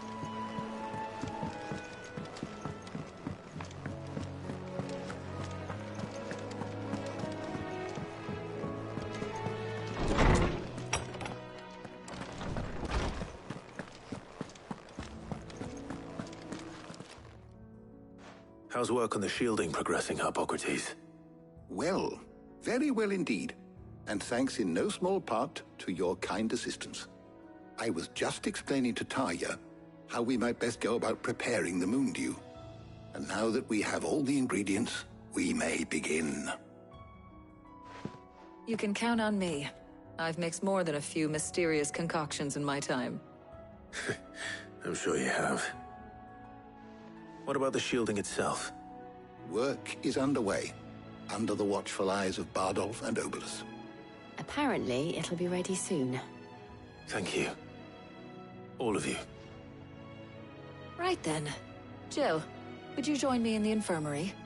Many hands make light work and all that. Of course.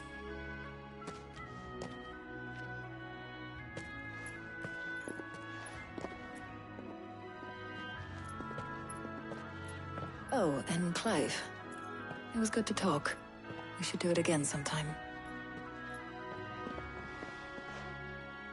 It appears our work here is almost at an end. A shame. I was enjoying playing the man of action for once. When both the shielding and the Moondew are ready, it will merely be a matter of applying the one to the other.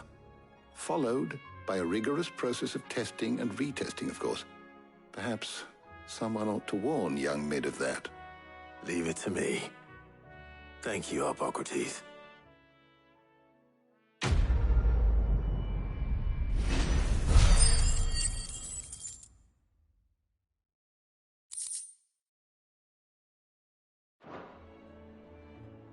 Well, I better go and give Mid the good news then.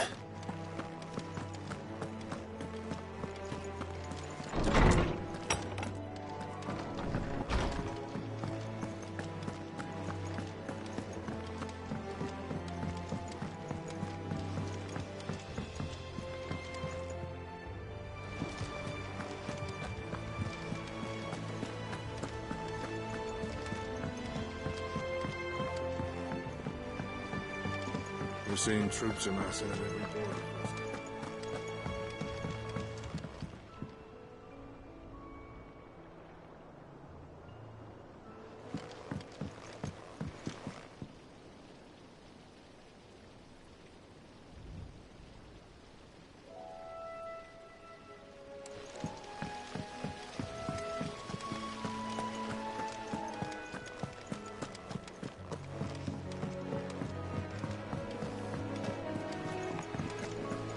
Editors started reading books that don't have any pictures in. I think Mid might need some help.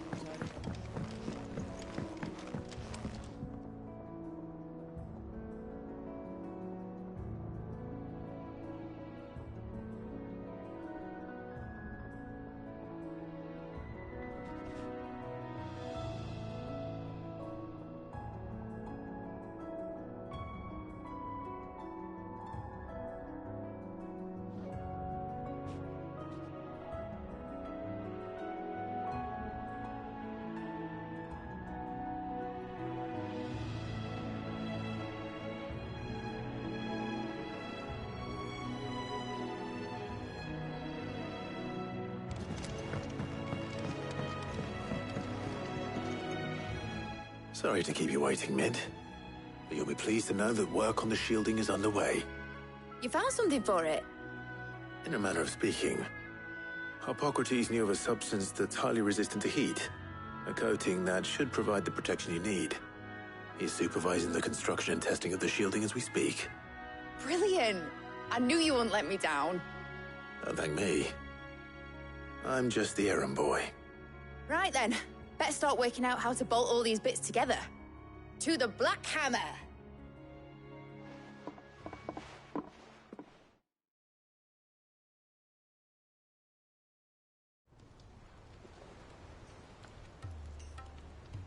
You know, when I got into the smithing game, I thought I'd be making swords and shields, not thermal bleeding didgeridoo-dahs. Displacement stacks. Same difference. Whatever you call it, I ain't putting it together in here. It's cramped enough as it is. Let's take this outside. Mid, you get all the parts lined up on the deck. I'll take care of the rest. On my way! Oh, and bring me the biggest hammer you can find. This is gonna require some precision walloping.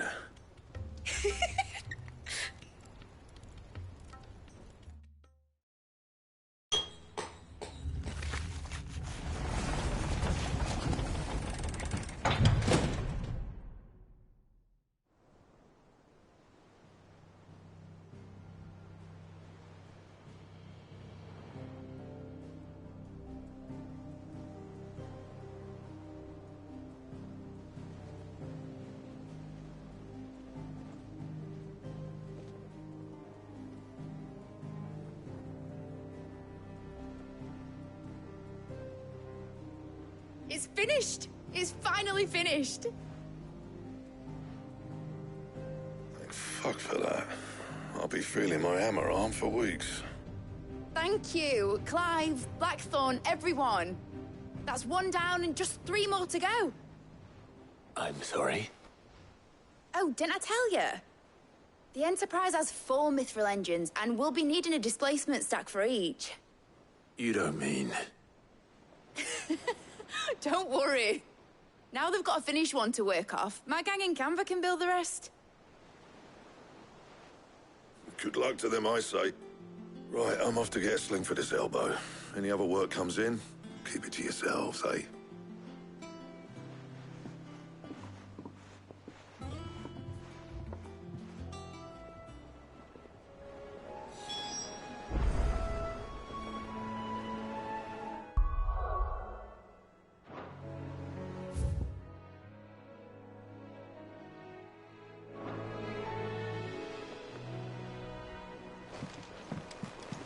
Is that the thing Tomes helped to build?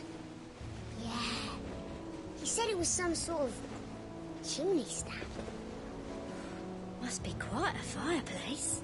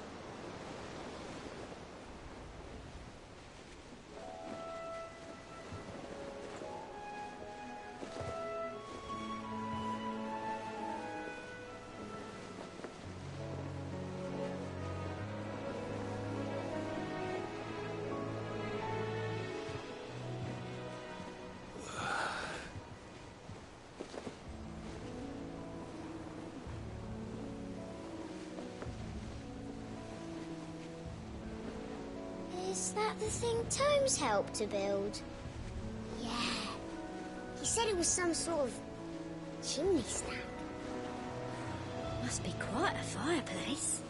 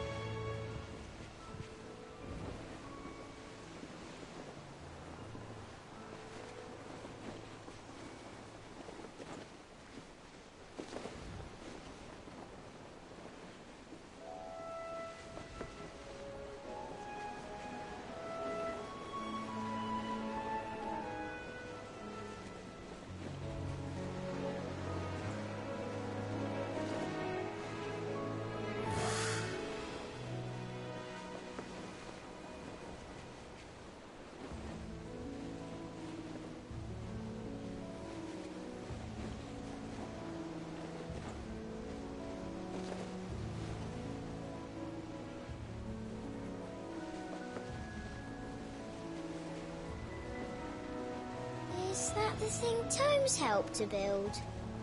Yeah. He said it was some sort of chimney stack. Must be quite a fireplace.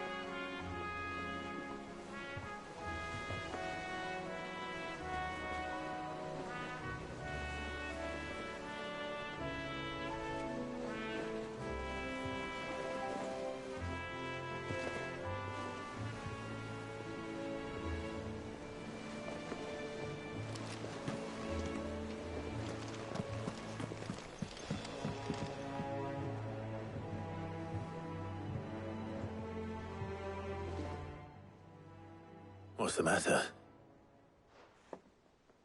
Nothing. Just daydreaming. Thinking about the Enterprise sailing off over the horizon to shores unknown. Searching for a land untouched by the Blight. Just like me and my dad planned. So if the worst came to the worst and every scrap of soil in the Twins turned black, we might still have a chance. That's what she was meant to be. You see, one last chance just in case we needed it. But now she's so close to being finished, I've realized I don't want her to be that. I don't want her to be just a lifeboat for us to cling to if things get desperate. I want people to sail aboard her by choice, not from the lack of it. In a world where we're not just trying to survive, but where we can actually live. I'm working on that. And I'll do everything I can to get you what you want. Don't you always? All right. My mind's made up.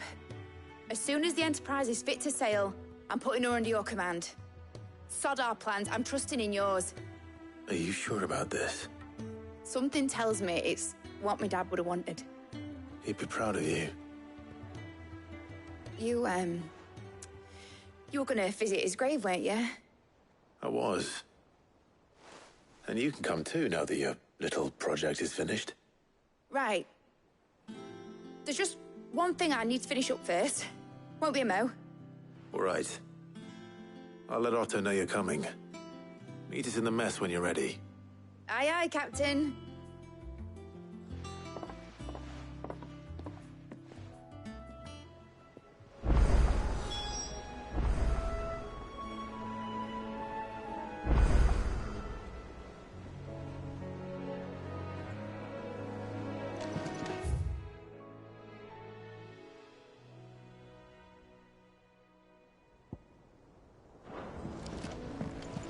Is that the thing Tomes helped to build?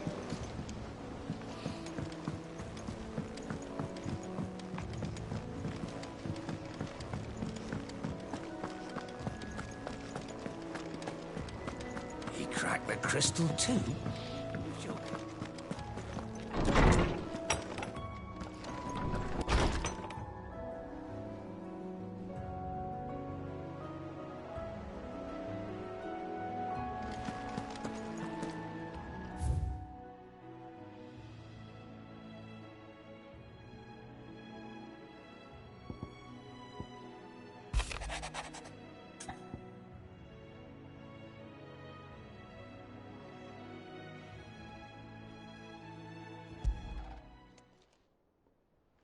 Hopefully it's nothing. But I should speak to Blackthorn just in case.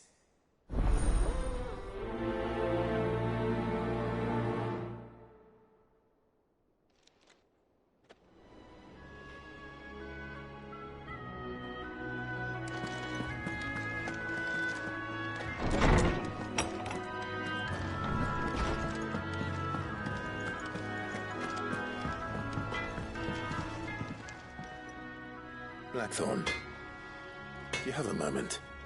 Not really, no. This won't take long. I just wanted to ask how you're getting on.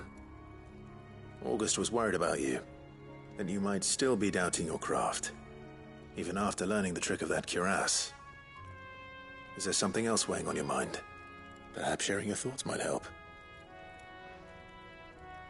That bastard's like a dog with a bone. Still, he's got a keen eye, I'll give him that. He's just, well, Karen showed me something. Something I've never seen before. And that was? A sword. An odd-looking thing with a single-edged blade.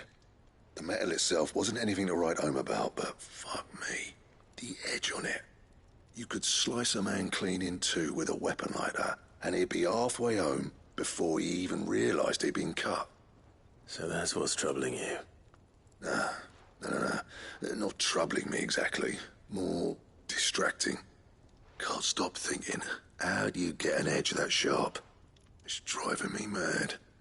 And if you knew how to do it, we could arm the curse breakers with even better blades. That's about the size of it, yeah. I'll see what I can find out. Sharper swords are always welcome. And we can't have our master blacksmith being distracted. You're a soft touch, you know that. But I can't say I'm not grateful for it. Good luck, eh? Thank you. Let's see what Karen knows about this sword.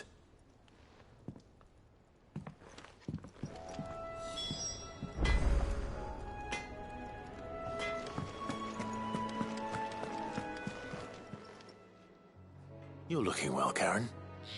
What do you want? Out with it. I want to know about the sword you showed Blackthorn. Single-edged and extremely sharp. Running around after him again, are you? I suppose I am, yes. But I need to help him find out how to work an edge like that. It's driving him to distraction. Little wonder, I suppose. There's not many like that make it as far as the twins, and those that do go straight into private collections. Which made it nice and easy finding a buyer. Can you tell me who bought it? Where is it now? You think I tell people who my clients are? Suppose you're not likely to go nicking him off me, are you now? Fine. If you stop mooning at me like that. Lord Ignac's the man you want. Dalmekian bloke. Collects weapons and the like. And he's got more money than sense, which is why he's one of my favourite clients. Reckon he'll still be at the inn in Dalamil, where I left him. Thank you, Karen. Oh, and he's a touch eccentric, if you take my meaning. I appreciate the warning.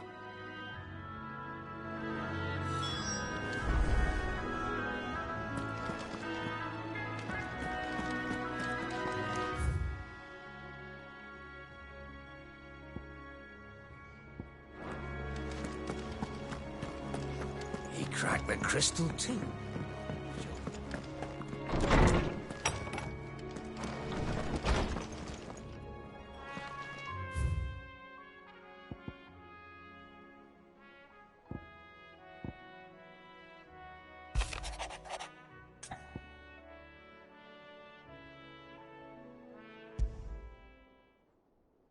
What could be wrong with Torgor?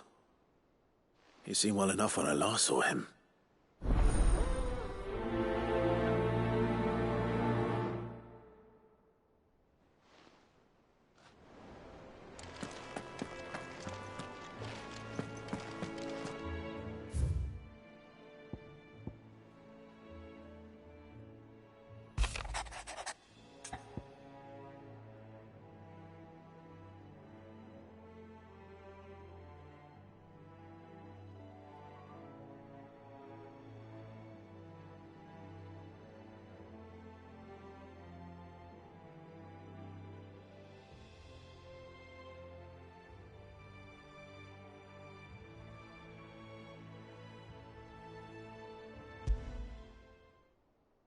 Trouble with the ledgers. Shouldn't he be asking Otto for help?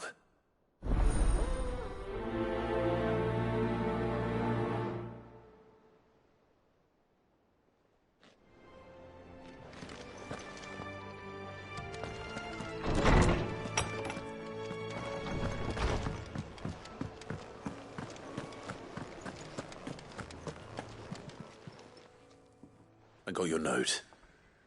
You think something's wrong with Torgal? So you can read. Congratulations. But I didn't say I were wrong with him. I said something weren't right. He's not been eating me treats. He used to love cracking the bones from Molly's boiled brown, but now he won't so much as look at them. Didn't like him. Which is why I'm of a mind that his mind's on something else. You've not been working him too hard, have you? No harder than usual. Is that it, boy? Do you need a rest? What was it he said he was? A frost wolf? That's what the lawsman seems to think. Then maybe this all has something to do with whatever it is that's woken inside him. I suppose things have been different since Rosalith. Perhaps Hippocrates knows something. Instead of everything, you mean? Perhaps.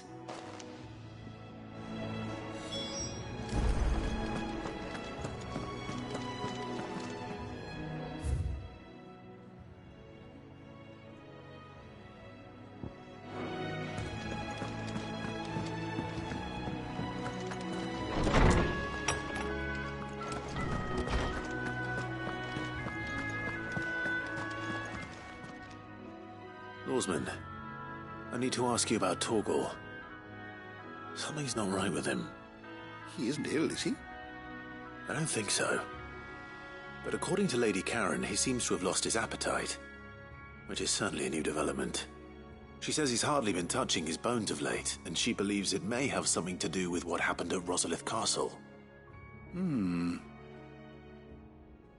I rather think she might be right, though not about his appetite. All canids are instinctively inclined to crack open bones for the rich marrow that resides within, and I see no reason why a frost wolf should be any different. Accordingly, I suspect it is not a lack of appetite that afflicts Torgal, but a surfeit of it. If we assume that his newfound magics require additional nourishment to sustain, it may well be that the bones Lady Karen is accustomed to providing are no longer sufficient. Frost wolves, after all, habitually prey upon far larger animals, whose bones may yield altogether different nutrients. As to where one might find a suitable substitute, some antelopes that graze the meadows of eastern Rosaria have been known to grow to a size more than double that of their lesser cousins. I don't recall ever seeing any that large. And little wonder. The oldest and largest such creatures rarely leave the safety of the highlands for fear of predators. The last elder antelope sighting I recall hearing about took place near Cressida, and that was long before the village was abandoned. Even so, it seems like a good place to start. Good hunting, Clive.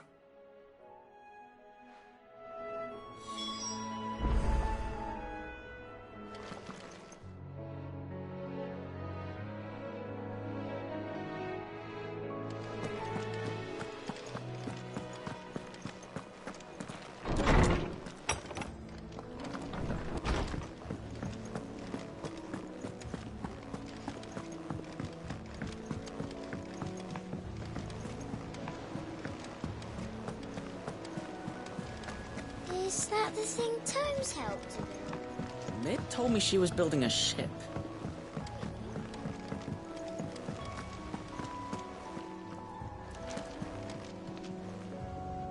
Clive, did you get my letter? That's why I'm here. Shh. Otto might be listening. Is this better? A little. Listen, I've some bad news.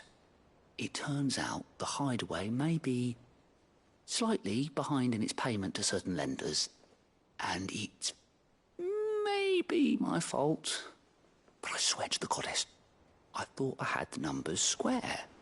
Sadly, that square turned out to be more of a circle. 0, you might say. I can straighten it out, I swear, but it's going to take some time, and I'm going to need help keeping it from Otto. Bit late for that, I'd say. There you are! What a surprise!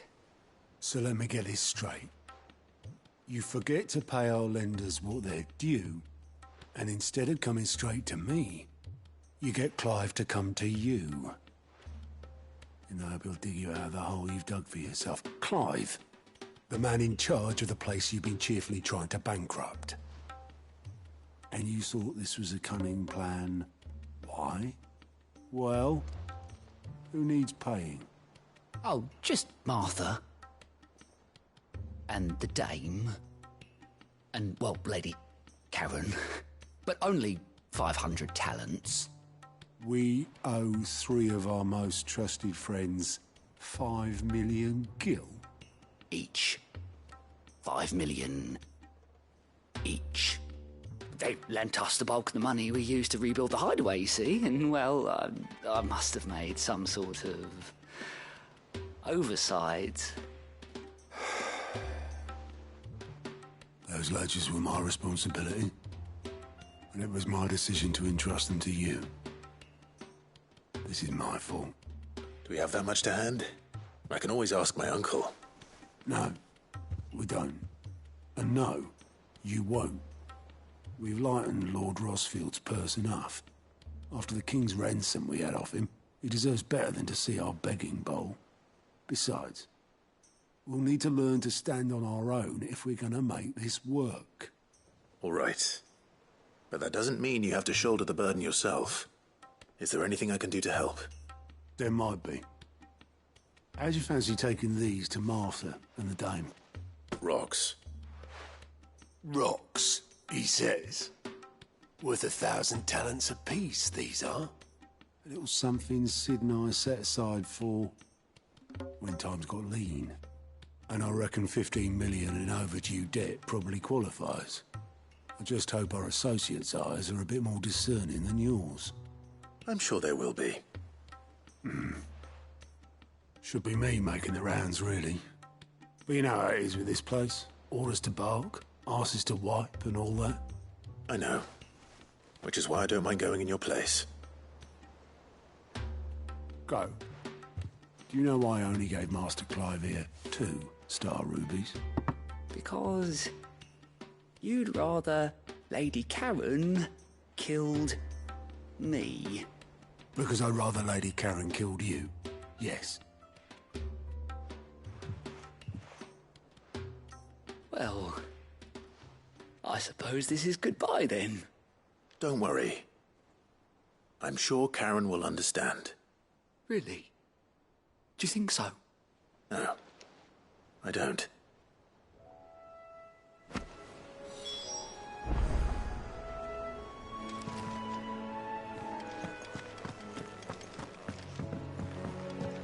Ned told me she was building a ship.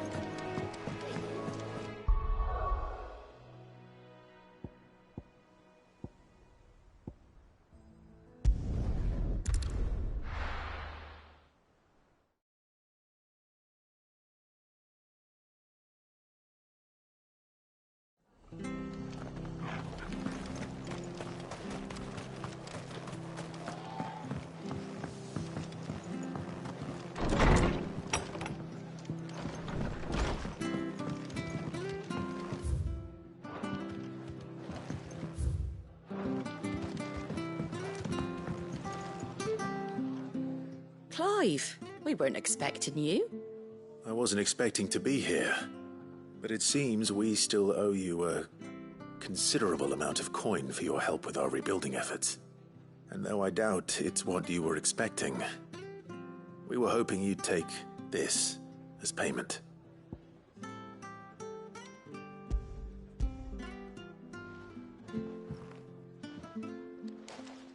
A star ruby? I can't accept this. It's worth at least twice what you owe me. More if you can find yourself the right buyer. Think of the difference as interest. Interest?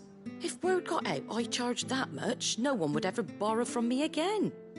Anyway, why are you the one here asking me about this? I'd have expected Otto.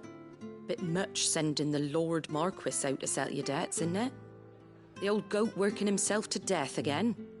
Something like that. Most days I think he's the only reason the hideaway's still standing. Same as always, eh? Back when the place was nothing but a twinkle in the eye of a recently retired Lord Commander, word is he was the first one Sid reached out to.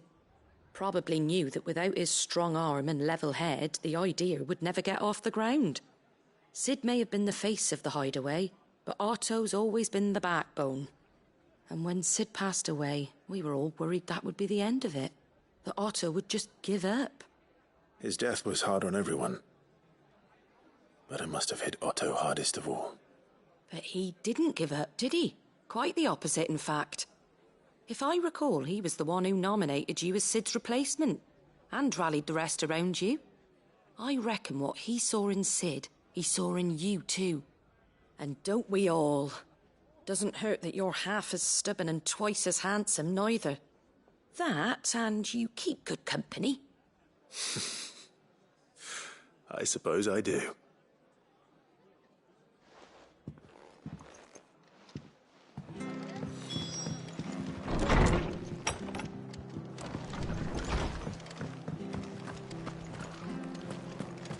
Stay sharp.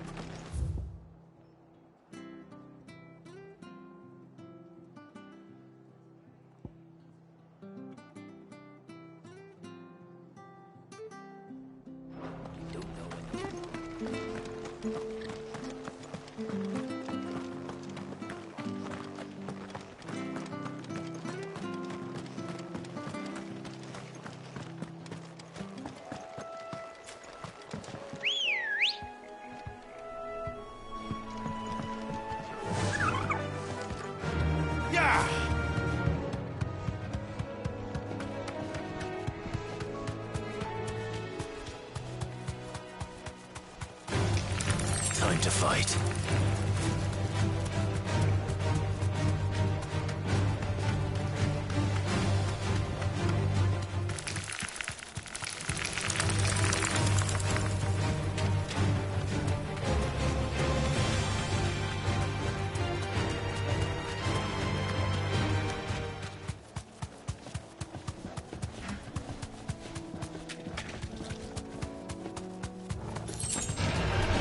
Mistakes.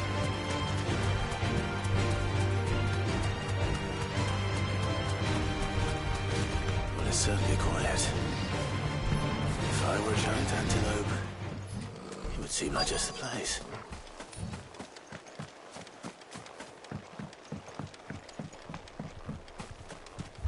I doubt we'll find one bigger than that. You hungry, Torgal?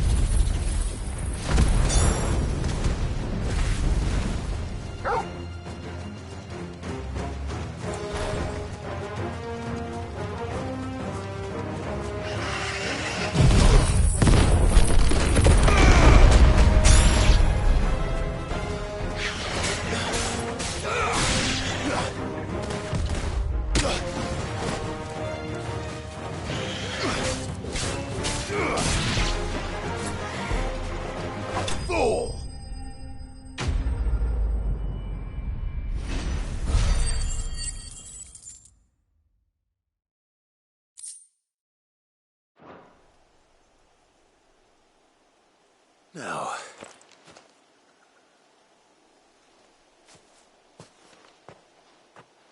will it be enough, I wonder?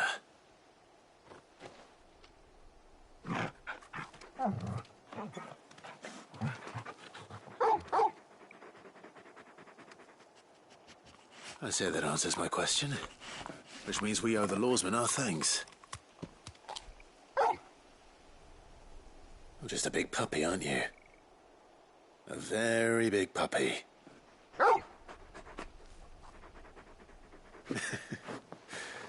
You do know you can take that with you, Torgal. Lady Karen will be relieved to hear you've got your appetite back. Come on, boy.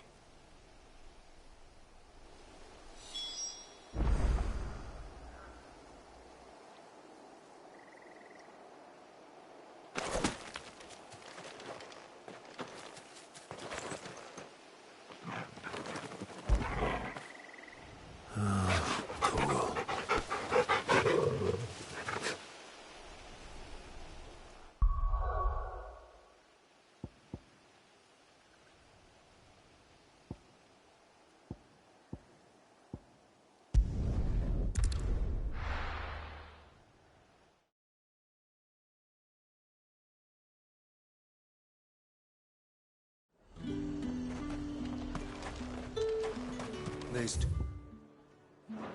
that the Glassgate flood has finally...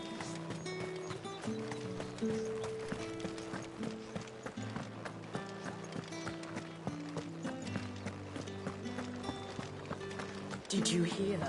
The gates to heaven. I want to see you What am I going to do without sweet water and oil of talc? Still no caravan from Dominion's pavilions yet, then?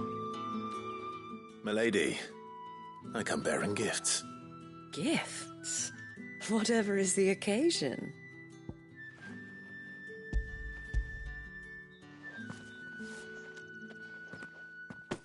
Oh my. Clive, you really have outdone yourself. Otto asked me to give it to you. To settle the hideaway's debt with the Veil. And to compensate you for the time it took us to do so. You disappoint me, Clive. I thought you might finally be warming to me. Tell Otto he can keep his baubles. I tried to tell him as much the first time around. The man owes me nothing, nor does the hideaway. My contribution to the restoration effort was made freely and willingly. It was the least I could do. You once told me Sid did you a kindness. I'd like to do the same. Please, accept it. For my sake. And for Otto's. For all of us. For all you've done. It is rather fetching, isn't it? Very well. Otto is lucky to have you, Clive. I doubt anything could ever replace his son. But you and the others at the hideaway are the closest thing he has to family. Otto had a son. Long ago, yes. Sid told me Otto lost him when he was just a boy, and blamed himself for not being able to stop it. I don't know how it happened, whether there was anything he could have done, but it was clear that it weighed heavily on him. I didn't know. How could you have? I doubt anyone did. Besides Sid, I've never met a man more keen to bear his sorrows in stoic silence. An ill habit, given that both have always been surrounded by friends desperate to help them. I'm beginning to see that.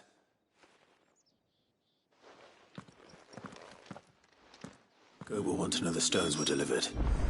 If he's still with us.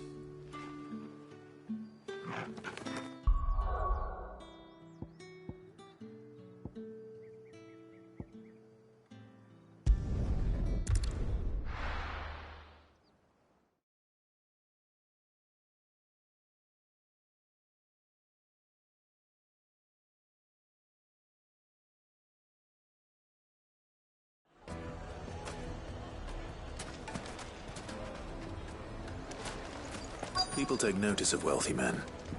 Shouldn't be too hard to track down Karen's collector. Gone. The whole mother crystal gone. What are we gonna do? Calm yourself. We don't know for sure. It could have just been a tremor.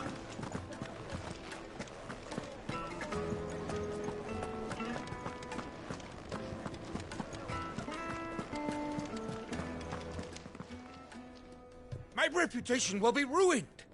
Ruined! Calm yourself, Lord Ignac, I beg of you, before you do yourself a mischief.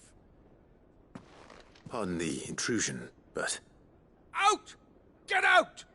I paid for these rooms so I wouldn't be disturbed. Leave me be! Please, allow me to apologize. His lordship is going through a difficult time, and he's never been fond of guests arriving unannounced. Radim! Get rid of the filthy oaf this instant! Very good, Lord Ignac. Would you mind stepping outside for a moment?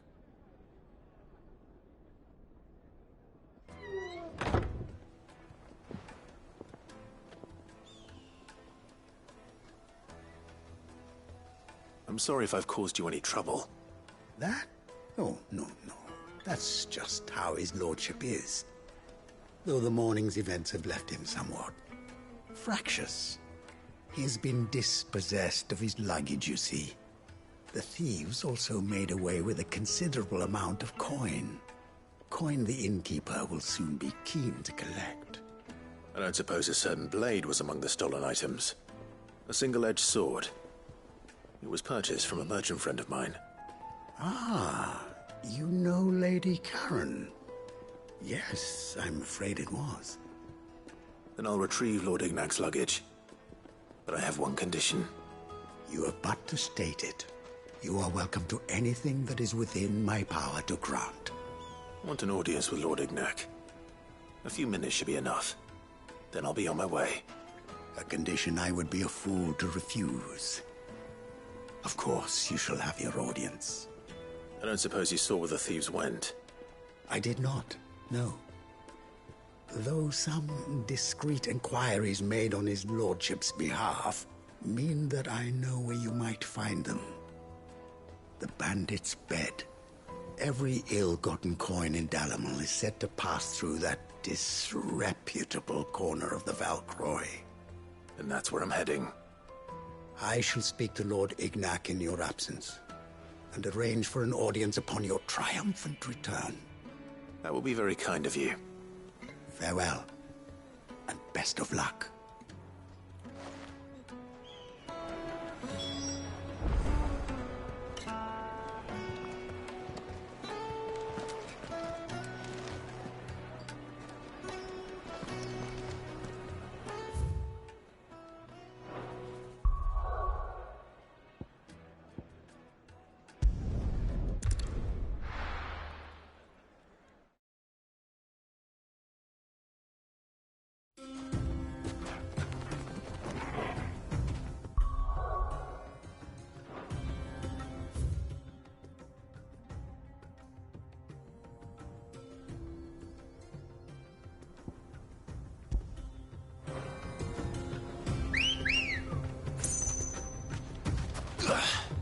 Ready, go?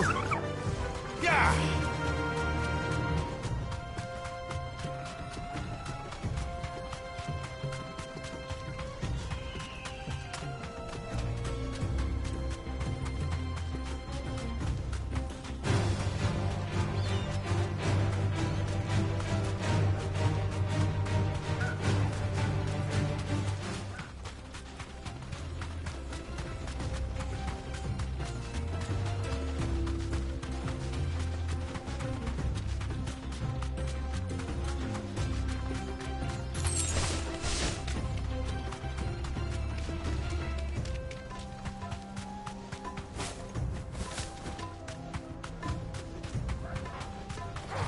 Time to fight.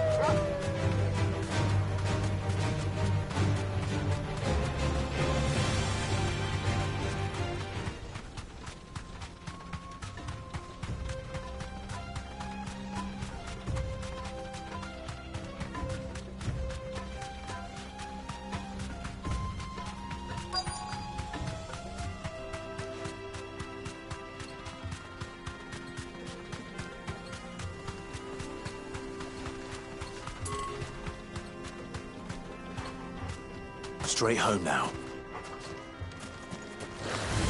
No mistakes. Get him! Ogle!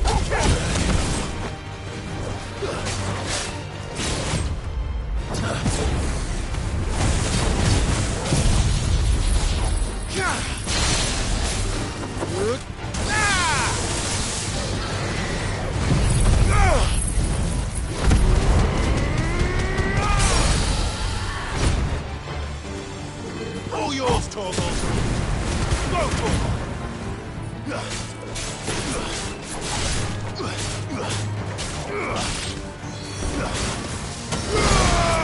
Get him.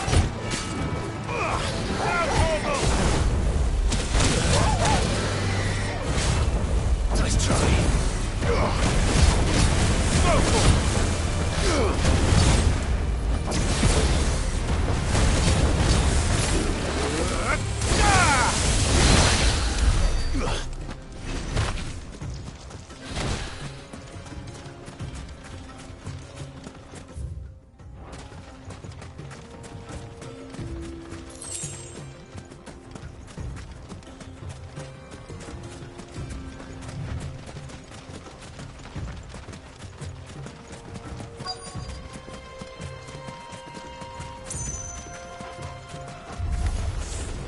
got company! Come on, lads, let's tear the bastard's head off!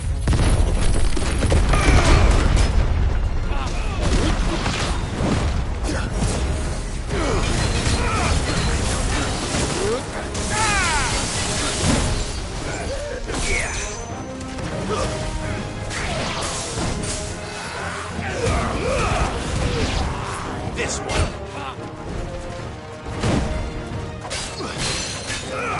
Tighter! Slow.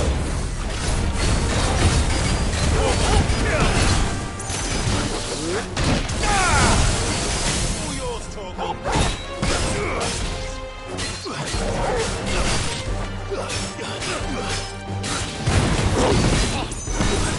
Over here!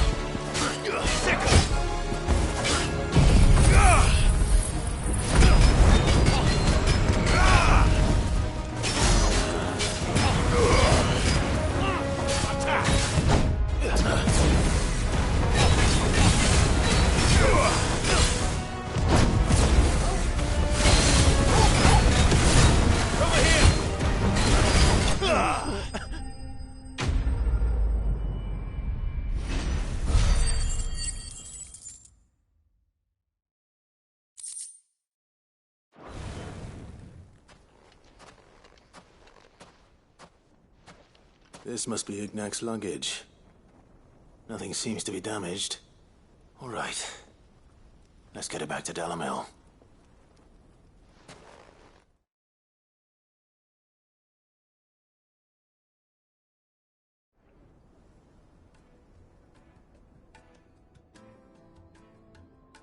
I hear I have you to thank for the return of my effects. What shall I call you, my good man?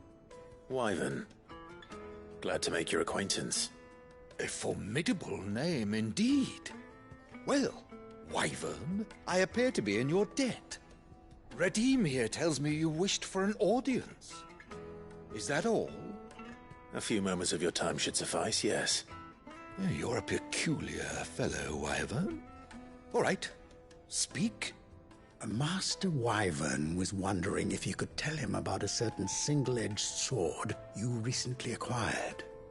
Oh, a true work of art, that one. Karen drove me hard on the price, but I would have sold her Radim here to get my hands on that sword. It was made in the Outer Isles, far beyond the Twins, and is used exclusively by the practitioners of a unique school of swordsmanship. They believe no combat should ever exceed a single strike, and hone their blades to such perfection that none ever does. Each sword is made for that one perfect stroke, and for that stroke only. They crack upon a second blow.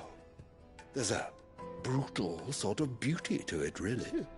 But how do they hone such an edge? Fine question. Why, they use a whetstone, of course. Whetstones, rather. A whole array of them, ranging from the coarse to the fine. 10,000 licks with the sharpening stone, then 10,000 more. But it is the final stone which lends the blade its legendary sharpness. A mineral quite foreign to this great realm of ours. And that is the key. The secret ingredient. Wyvern, it occurs to me that my little lecture is hardly equal to services rendered. Take this, together with my regards. The very stone of which I spoke, far rarer among collectors than even the blade itself, and a far more fitting payment. Thank you. Pardon the intrusion, my lordship. However, it is long past time we prepared ourselves to depart. So it is. I am locked in bitter competition with a rival collector of curiosities. I am one step ahead of the unscrupulous scoundrel, but he is hard at my heels. And there are many other collectors out there. Too many to count, but only one do I consider my nemesis. Lord Byron Rosfield. And is a perennial thorn in my side. I can imagine. Farewell, Wyvern. May our paths cross again. Radim, we mustn't dawdle.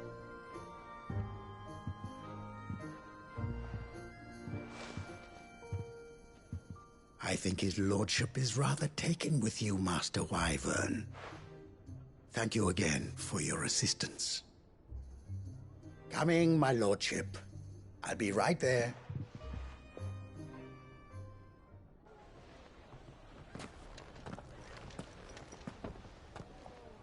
Trust Uncle Byron to find such an interesting rival. Now, let's see what Blackthorn makes of this whetstone, shall we?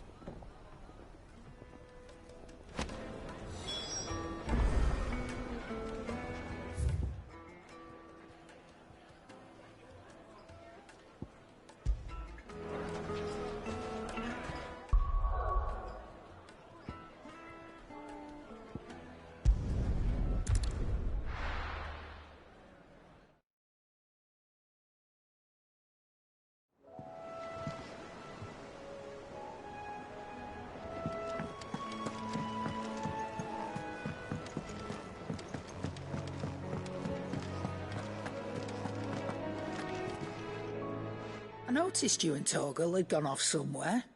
Take him for a walk, did you? You could say that.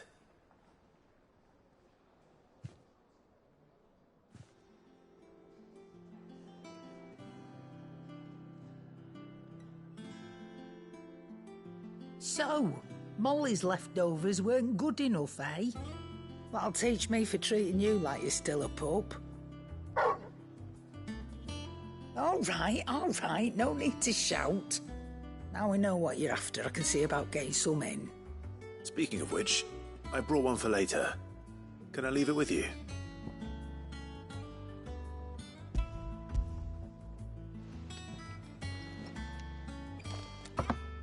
You can, eh? I'm nice like that. In return, you can thank Tomes for me. The bloody know-it-all. I was just on my way to see him.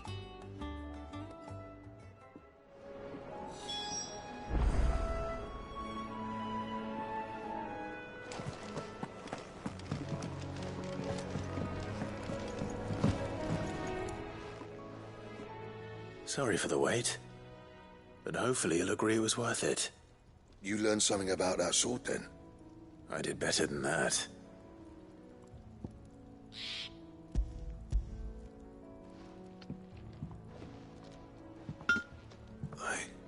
A whetstone? Yes. But not one you'll find anywhere in Valisthea.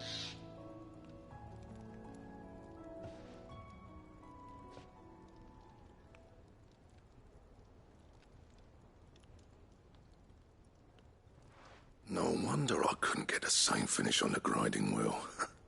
One hit and all done, eh? Might not be so bad if all you ever fought were duels. Good luck on the battlefield. Your second opponent would be your last, no matter how good you were. Even so, is there some way it could be used to give the Cursebreakers an edge? I think so, yeah. With this whetstone and the right kind of steel, I could probably even make a twin of the blade that rattled me. But there'd be no replacing this little rock once I worn it down to a sliver. I reckon we get a dozen swords from it, if that. Swords that the Cursebreakers wouldn't know how to wield properly, and that would see them through a single fire piece. Nah, no point trying to copy that thing. Be about as much use as a wax anvil. But finishing our blades with a whetstone this fine, now that's something to consider. And what's finer than fallen masonry, eh?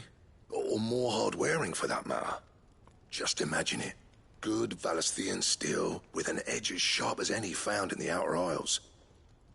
I won't make a copy, nah. I'll make something much better. I'm sure the Cursebreakers will be delighted. Just don't push yourself too hard. Don't you worry about me, sunshine. I've been working day and night since I was half your age, and I'll still be here when you're long gone. Hey, thanks, Clive. I mean it. I owe you one, August too. It's good to know someone's looking out for me. He'll be happy to hear you said that. And I'll see that my debt to you's paid. First new blade I make's got your name on it. You come and find me when you've got the materials. All right. I will.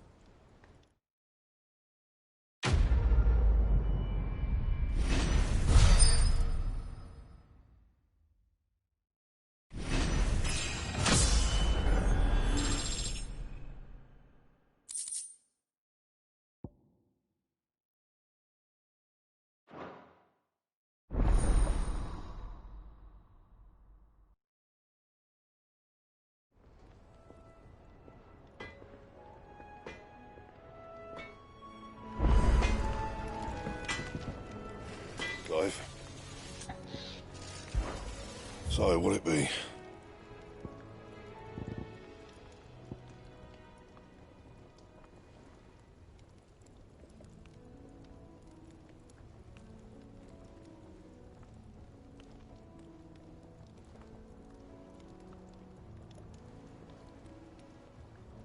And? He cracked the crystals.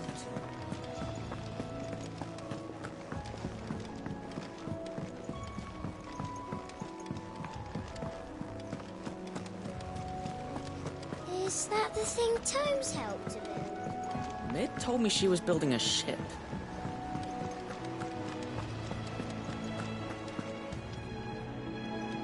Goat. Still alive, I see. So Lady Karen accepted the ruby.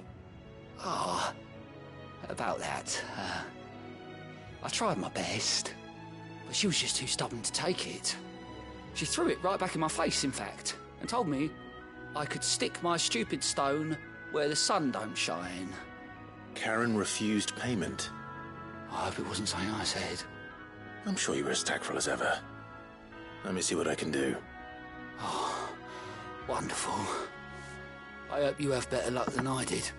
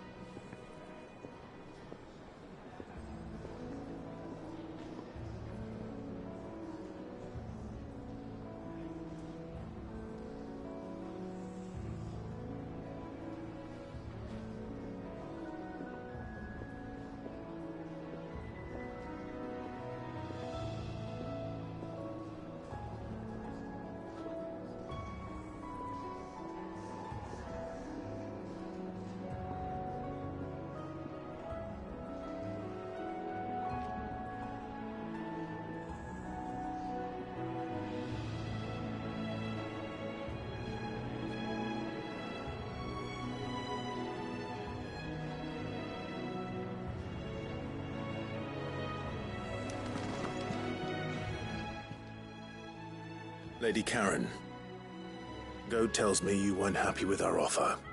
Would you prefer the debt was repaid in coin? What debt? I don't recall lending any of you lot me hard-earned gil. I may have tossed a talent or two in the Hideaway's coffers, but those were donations, and you can hardly call it charity if you go asking for it back. Of course not. But one good turn deserves another. And our circumstances have changed. Surely you wouldn't shun the gratitude of a pauper who happened to have become a prince. Oh, so you're a prince now, are you? Fine. But I'm selling it and taking what I'm owed, then you're getting the rest whether you like it or not.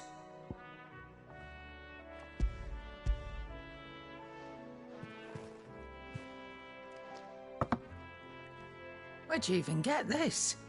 A decent trader might nab 1,000 talents for a star ruby. A canny one, meanwhile, might claim it were nicked from the belt of Sid the Outlaw himself and ask twice as much. Might be I already have a buyer in mind. Might be you even know her. A fine continental maid whose beauty's only eclipsed by a guile in commerce. You wouldn't mind, would you? Not at all. Just be sure to tell her that it's always a pleasure doing business.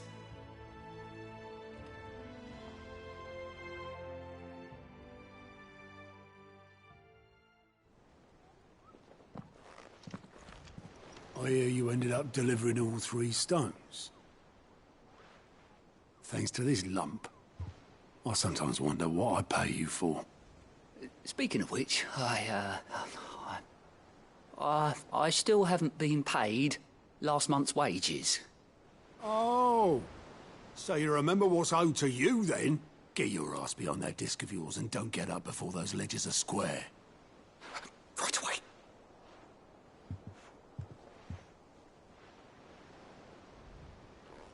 I've seen that before. Yeah. Plenty of times.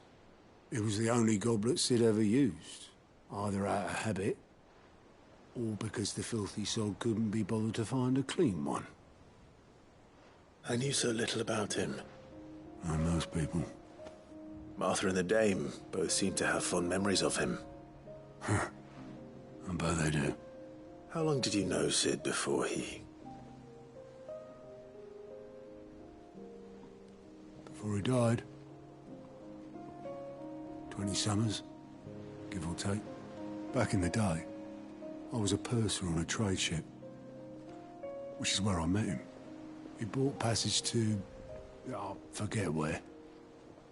And having nothing better to do on the long nights, we set up drinking island rum till the morning bell dragged me back to my duties. Quit my post not long after that. On account of making a fine maiden's belly fat. But me and Sid stayed close, promising we'd one day sail the seas again. That was before fate stepped in and said she was having none of it. The magic woke inside my son soon after his first name day, and there was no hiding his knack. Couldn't you and your family have... My family were the ones who summoned the constable, wanted the monster taken away. I couldn't turn my back on him, forget what I felt, and I couldn't for the life of me understand how they could. Luckily, Sid was of the same mind as me. It was him who stood beside me when all I wanted was to tear the whole world down. Him who cried for me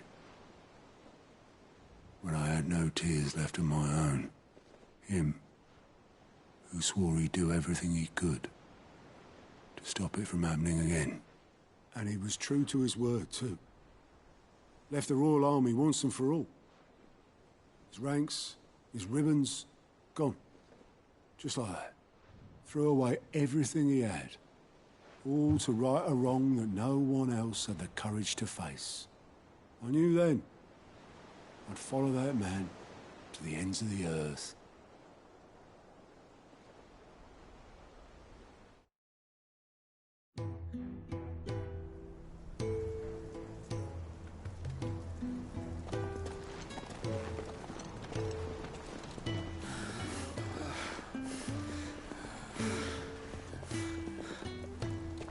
was always too clever for his own good, was Sid.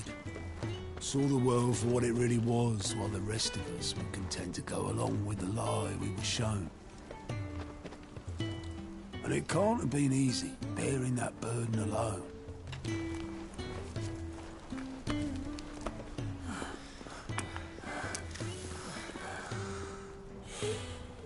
But he didn't let it stop him. He never lost faith in what he believed was right. And that gave us faith in him. Faith he'd steer us true. So I swore to myself that I'd always be right behind him, ready to catch the stubborn sod, if ever he should fall.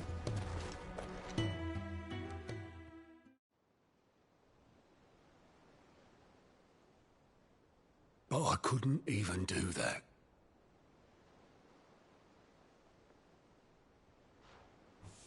Ignore me. Just the ramblings of a tired old man.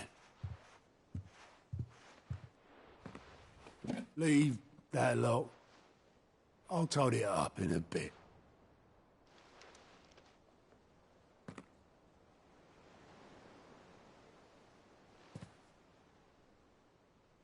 This is Sid's handwriting.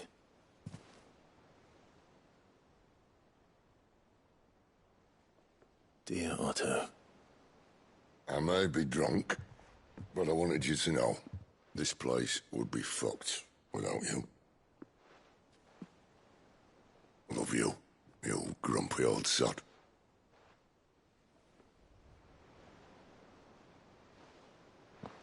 This note. Hmm? What about it? Sid was right. Without you, we'd all be lost.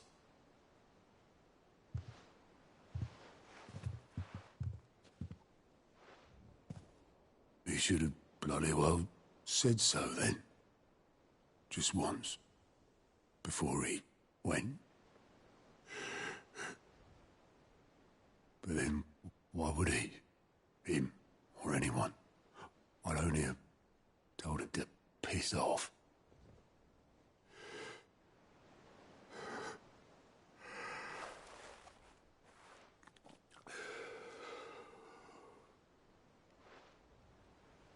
You're wrong, though.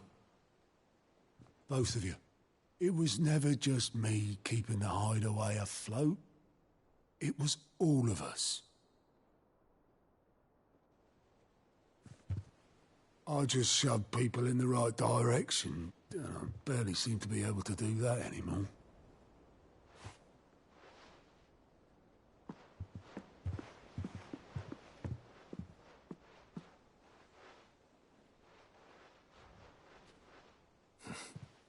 Would you rather go at the helm? Well, maybe I've got a few more years left in me. I'm going to hold you to that, Otto. Before you go, Sid would have wanted you to have this. But that's... This'll do me just fine.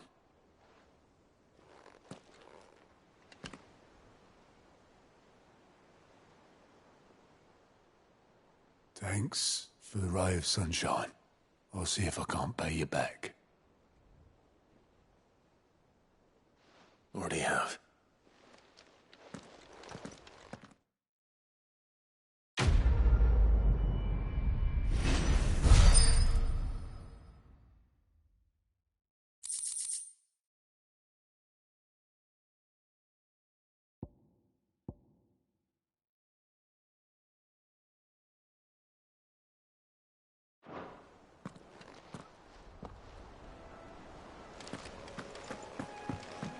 Mid told me she was building a ship. Is that the thing Tomes helped to build?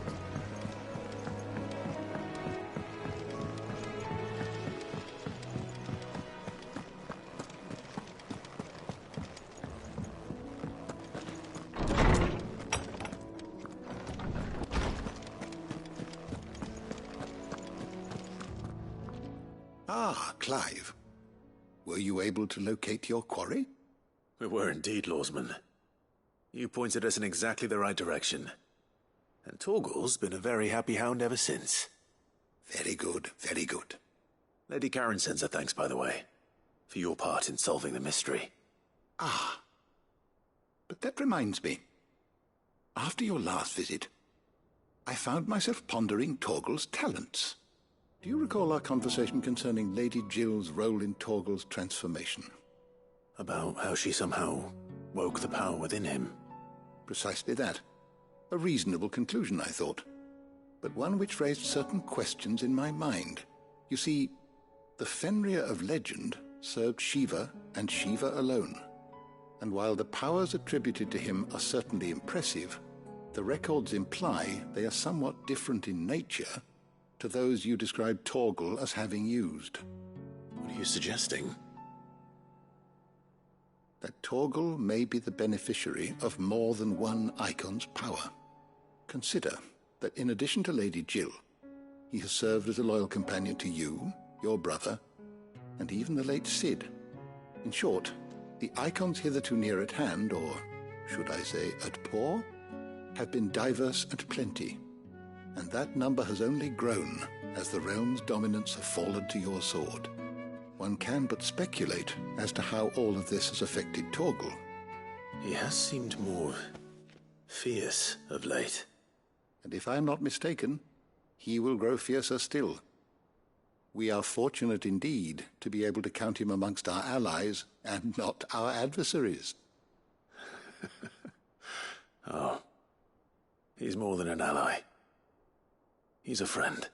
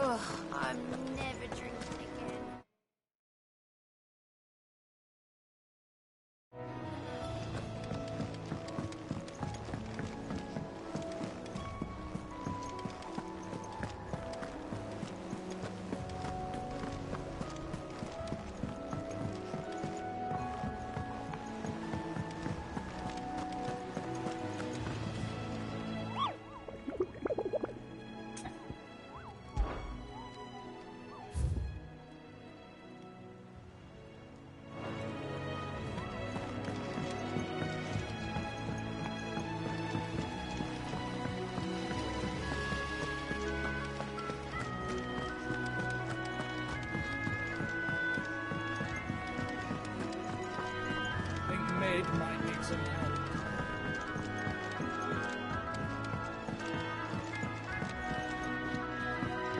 Well, that's it then. Here, Cid. Reckon you might be just the man to help me out of a bit of bother, if you've a mind to. Let's hear it. Well, it's about this alembic the chief's got me making. Lovely bit of kit it is. Bunging a solution you want splitting, and it will separate it out, just like that. Problem is, it won't always get rid of all the impurities. And with some of the stuff we need it for, that ain't good enough. Which is why I've been looking for something to filter the liquid we'll be cooking off. And that's where I was hoping you could help me out.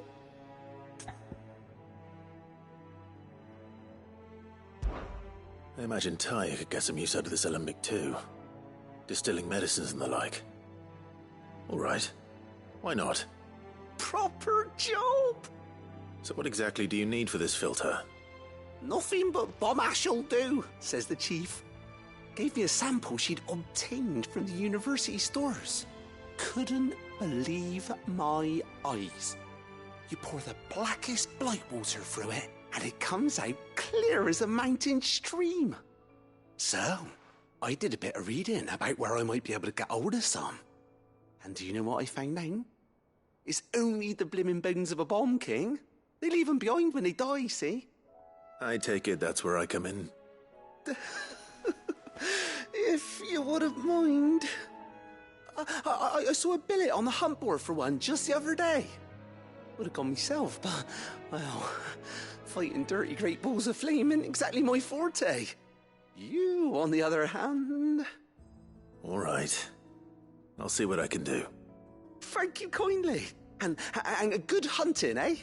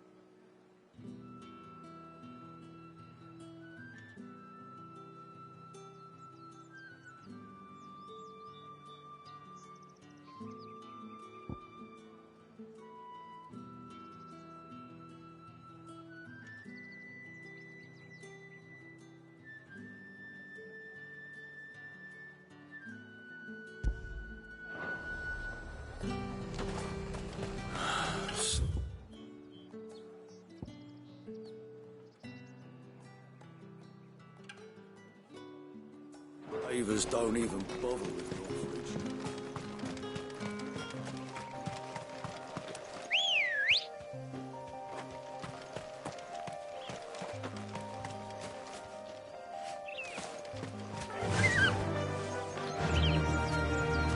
Yeah!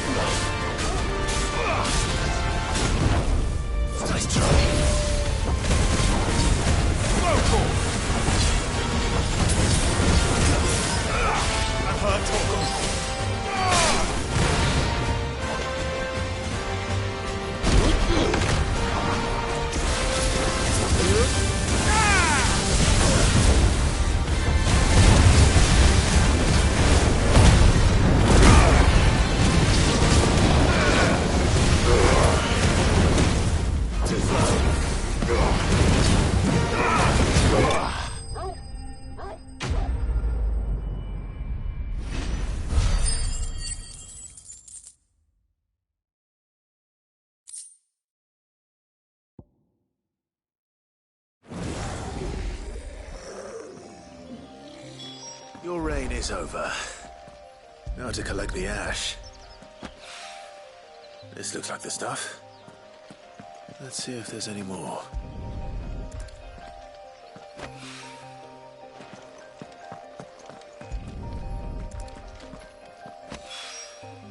That should do it. If the wine needs more than this, he can fetch it himself.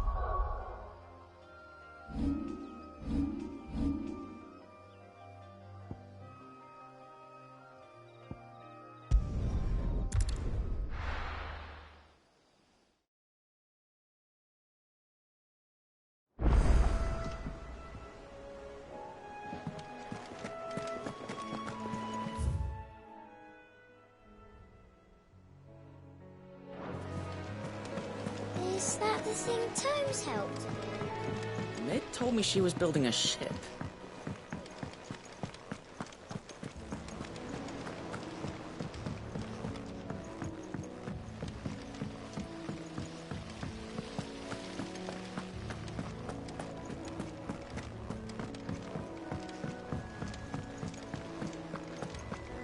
Think Mid might need some help.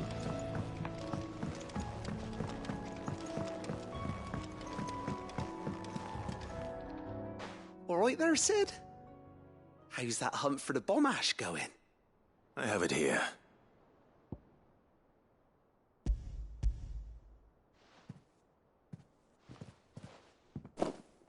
That's the stuff. And plenty of it, too. Enough to keep the alembic bubbling away for a good old while. You're a gent, Sid. Let nothing say otherwise. Right then. Let's get this contraption up and running.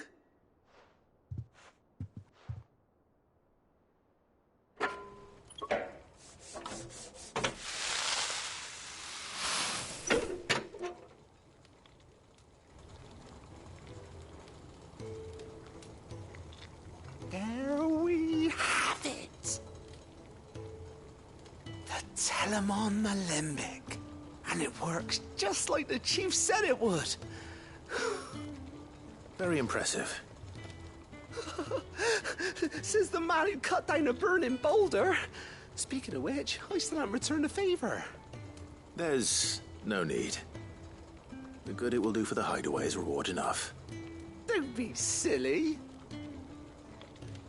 Why don't you let me take a look at that bag of yours? The one you keep your potions in. Reckon I could work some magic on that, huh? What kind of magic? Well, we happen to have isolated a substance in our test run of the alembic that I reckon will make even the toughest leather supple as anything. Thought we might use it to breathe new life into old boots and the like. Save the hideaway a few gil. But I reckon if we slap a bit on your bag, it'll loosen it up enough for you to squeeze in a bottle or two more. Well, it can't hurt to try, I suppose. That's the spirit.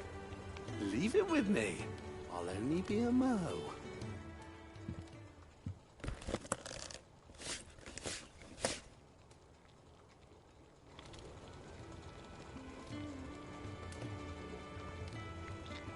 Well, what do you reckon? It certainly feels more flexible. Right? Told you. Thank you. I think. No. Thank you for supporting Mid and the rest of us in our endeavors. Without you, we'd never have been able to discover wonders like that stuff I rubbed on your bag. And I'm telling you, there's plenty more where that came from.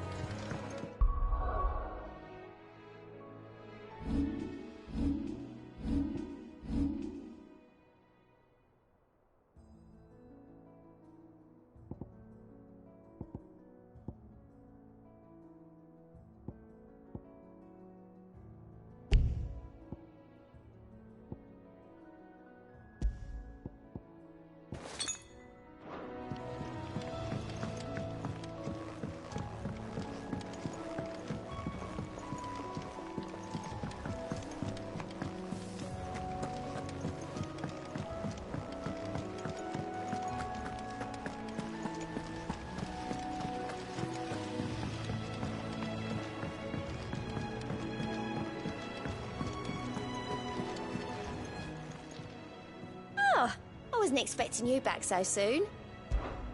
Here's everything we've received and everything promised. You earned this.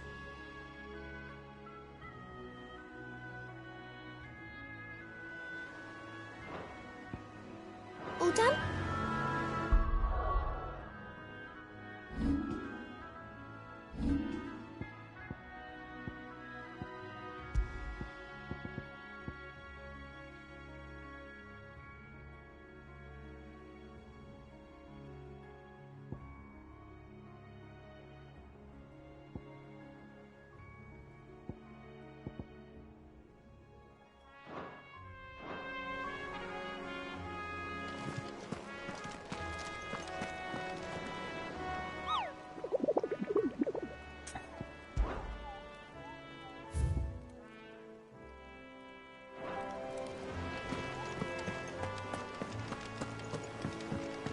Mid told me she was building a ship. Is that the thing Tomes helped to build?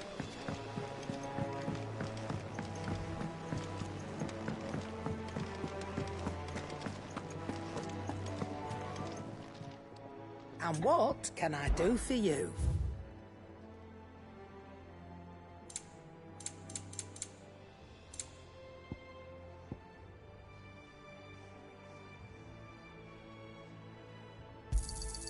You're rubbing me blind, you know. You'll not find a better price than that.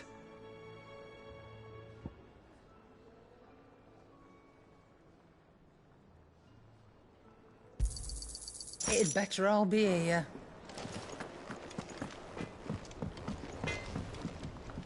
What do you need? So, what'll it be?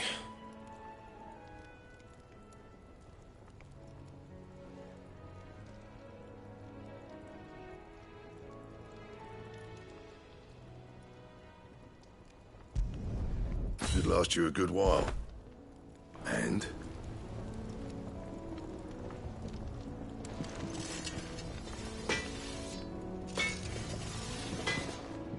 Clive? What do you want?